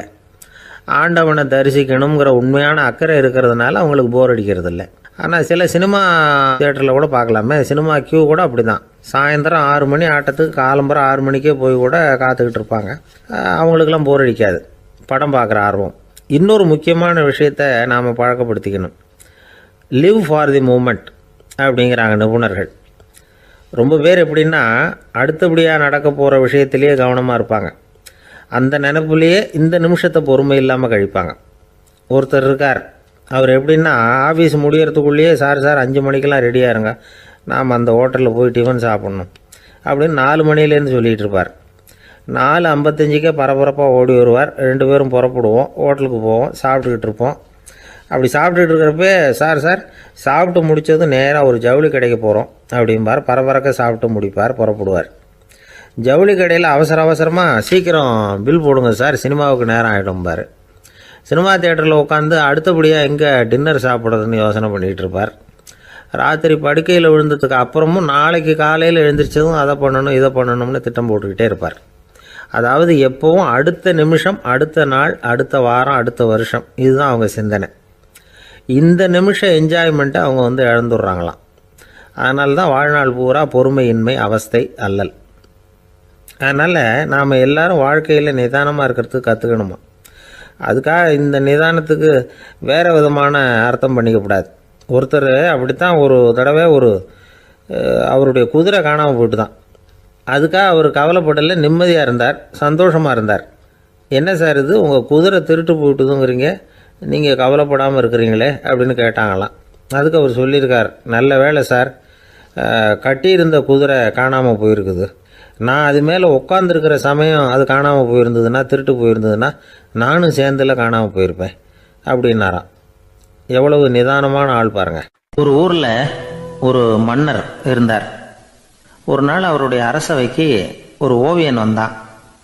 அவன் சீனா தேசத்திலிருந்து வந்தவன், தாவோ சிந்தனையாளன். அவன் அங்கே வந்து மன்னர் முன்னாடி நிற்கிறான். யாரும் செய்ய முடியாத ஒரு காரியத்தை என்னால் செய்ய முடியும்னா. இவன் இப்படி சொன்னதை கேட்டதும் ஏற்கனவே அங்கே இருந்த அரசவை ஓவியன் ஒருத்தனுக்கு கோபம் வந்துட்டுது. இதோ பாரு, இப்படிலாம் பேசக்கூடாது, நான் வேணும்னா உன்னுடைய சவாலை ஏற்றுக்கிறேன் அப்படின்னா. நாம் 2 பேரும் ஓவியம் தீட்டுவோம், அதை பார்த்துட்டு நம்ம 2 பேரில் யார் சிறந்த ஓவியன் அப்படிங்கிறத மன்னரே தீர்மானம் செய்யட்டும், என்ன சொல்கிறேன் அப்படின்னு கேட்டான் அவன். அவனும் சரின்னு ஒத்துக்கிட்டான். போட்டி ஆரம்பமாச்சு. அரசர் அவங்களுக்கு 2 சுவர்களை ஒதுக்கி கொடுத்தார். 6 மாத காலம் அவகாசம் கொடுத்தார். 2 ஓவியர்களும் அவங்கவுங்க வேலையை ஆரம்பித்தாங்க. இரவு பகலாக வேலை செய்ய ஆரம்பிச்சுட்டாங்க. 6 மாதம் முடிஞ்சது. அரசர் வந்து பார்த்தார். முதல்ல தன்னுடைய அரசவை ஓவியர் தீட்டியிருந்த ஓவியத்தை பார்த்தார். ரொம்ப பிரமாதமாக இருந்தது, பாராட்டினார். இதோ பாரு, உன்னுடைய ஓவியம் அற்புதமாக இருக்குது, உயிரோட்டம் உள்ளதாக இருக்குது, கலையின் உச்சமே இதுதான், இதை விட சிறந்த ஒரு ஓவியத்தை வேற யாராலையும் படைக்க முடியாது அப்படின்னார். அதுக்கப்புறம் அந்த சீன ஓவியன்கிட்ட போனார். எங்கே உன்னுடைய ஓவியம்னு கேட்டார். திரைச்சீலையை விலக்கி விட்டு பாருங்கன்னா. மன்னர் வந்து அந்த திரைச்சீலையை விளக்கினார். உள்ளே வந்து ஓவியம் இருக்க வேண்டிய இடம் கண்ணாடி மாதிரி தெரிஞ்சுது. அவன் அந்த 6 மாத காலமாக அந்த சுவரை வந்து தேய்ச்சி தேய்ச்சி கண்ணாடி மாதிரி ஆக்கி வச்சிருக்கிறான். அதுக்கு நேராக எதிர் சுவரில் அரசவை ஓவியம் தீட்டின ஓவியம் இருக்குது. அது எதிரில் இருந்த இந்த கண்ணாடியில் பட்டு பிரதிபலிக்குது. மன்னர் யோசனை பண்ண ஆரம்பித்தார். அப்புறம் அந்த சீன ஓவியனை பார்த்து கேட்டார், இதை பாரு, நீ என்னுடைய ஆளை வந்து தோற்கடிச்சுட்ட அப்படிங்கிறதுல சந்தேகம் இல்லை, ஆனாலும் எங்களை ஏமாத்தி இருக்கிற, எந்த ஓவியமும் நீ வரையிலையே அப்படின்னார். அரசே, இதுதான் உண்மையான ஓவியம், உயிருள்ள ஓவியம். இது வந்து மனோபாவங்களை பிரதிபலிக்கும், மாறுகின்ற காலங்களை அப்படியே காட்டும் அப்படின்னா அந்த சீன ஓவியன். கையால் வரைகிற ஓவியங்களில் சலனம் இல்லை, கண்ணாடி அப்படி கிடையாது, சக்தியின் ஓட்டம் அதில் எப்பவும் இருந்துக்கிட்டே இருக்கும். கண்ணாடி மட்டுமே ஜீவன் உள்ள ஓவியமாக இருக்க முடியுங்கிறத அந்த சீன ஓவியன் தெரிஞ்சு வச்சிருந்தான். ஏன்னா அவன் ஒரு தாவோ சிந்தனையாளன். ஒவ்வொரு குழந்தையும் இந்த கண்ணாடியோடு தான் பிறக்குது. ஆனால் நாம் என்ன செய்கிறோம்னா ஓவியங்களை கண்ணாடி மீது பதிப்பிச்சு விடுறோம். கண்ணாடி நம்மளை பிரதிபலிக்குது. நம்முடைய அழகோ அவலட்சணமோ கண்ணாடியை பாதிக்கிறது இல்லை. ஏன்னா அதுக்கு மனம் கிடையாது. கடந்து போன வினாடியை பற்றி அது சிந்திக்கிறது இல்லை. அடுத்த கணத்தை பற்றின எதிர்பார்ப்பும் அதுகிட்ட கிடையாது. அதுதான் பற்றற்ற நிலை. மனிதனுக்கு தேவைப்படுறது அதுதான். கண்ணாடி கிட்டே இருந்து நாம் வந்து கற்றுக்கொள்ள வேண்டிய பாடம் இது. வாழ்க்கையில் வந்து மனிதர்களை நேசிக்கலாம், உலகின் அழகையெல்லாம் பிரதிபலிக்கலாம், ஆனால் எதையும் பற்றி கொண்டு விடக்கூடாது அப்படிங்கிறது பெரியவர்கள் அறிவுரை.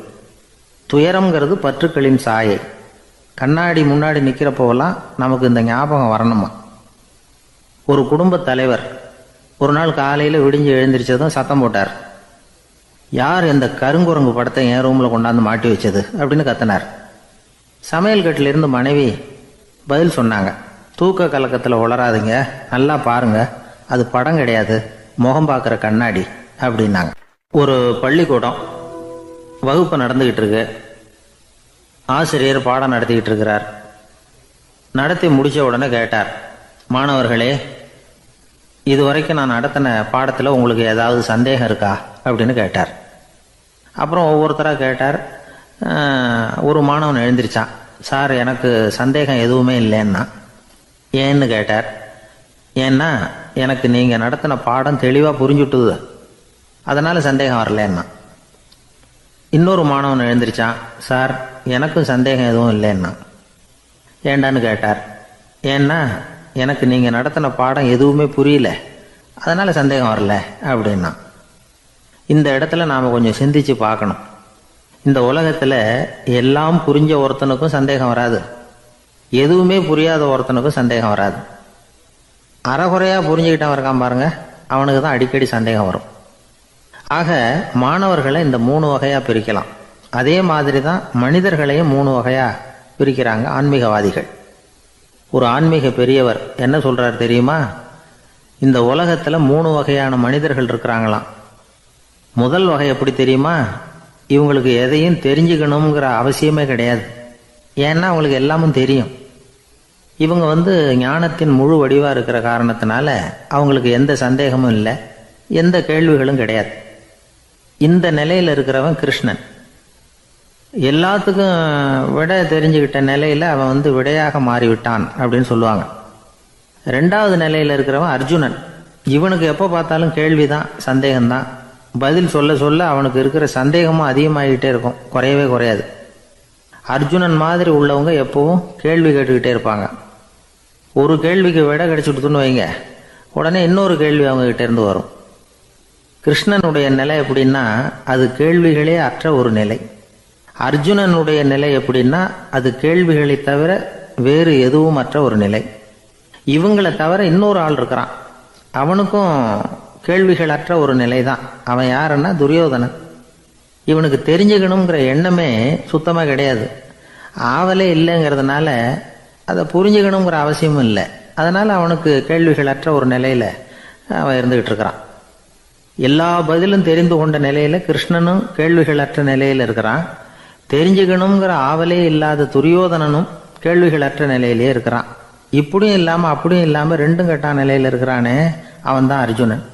அதனால் பெரியவங்கள்லாம் என்ன சொல்கிறாங்கன்னா, இந்த உலகத்தில் அர்ஜுனன்களாக இருக்கிறவங்க ஒன்று துரியோதனனாக மாறிடணும், இல்லைன்னா கிருஷ்ணனாக மாறிடணும். இதை தவிர வேற வாய்ப்பு இல்லை. துரியோதனன் மாதிரி உள்ளது விலங்கு நிலை, கிருஷ்ணன் மாதிரி உள்ளது தெய்வ நிலை. அர்ஜுனன் விலங்காவும் ஆக முடியல, தெய்வமாகவும் ஆக முடியல. இப்படி 2ம் கெட்டானா இருக்கிற வரைக்கும் இந்த கேள்விகளும் பிரச்சனைகளும் இருந்துக்கிட்டே தான் இருக்கும். இதுதான் பெரியவர்கள் சொல்லுகிற அனுபவ உண்மை. ஒரு ஆசிரியர் ரொம்பவும் விரிவாக விளக்கமாக பாடம் நடத்தின பிறகு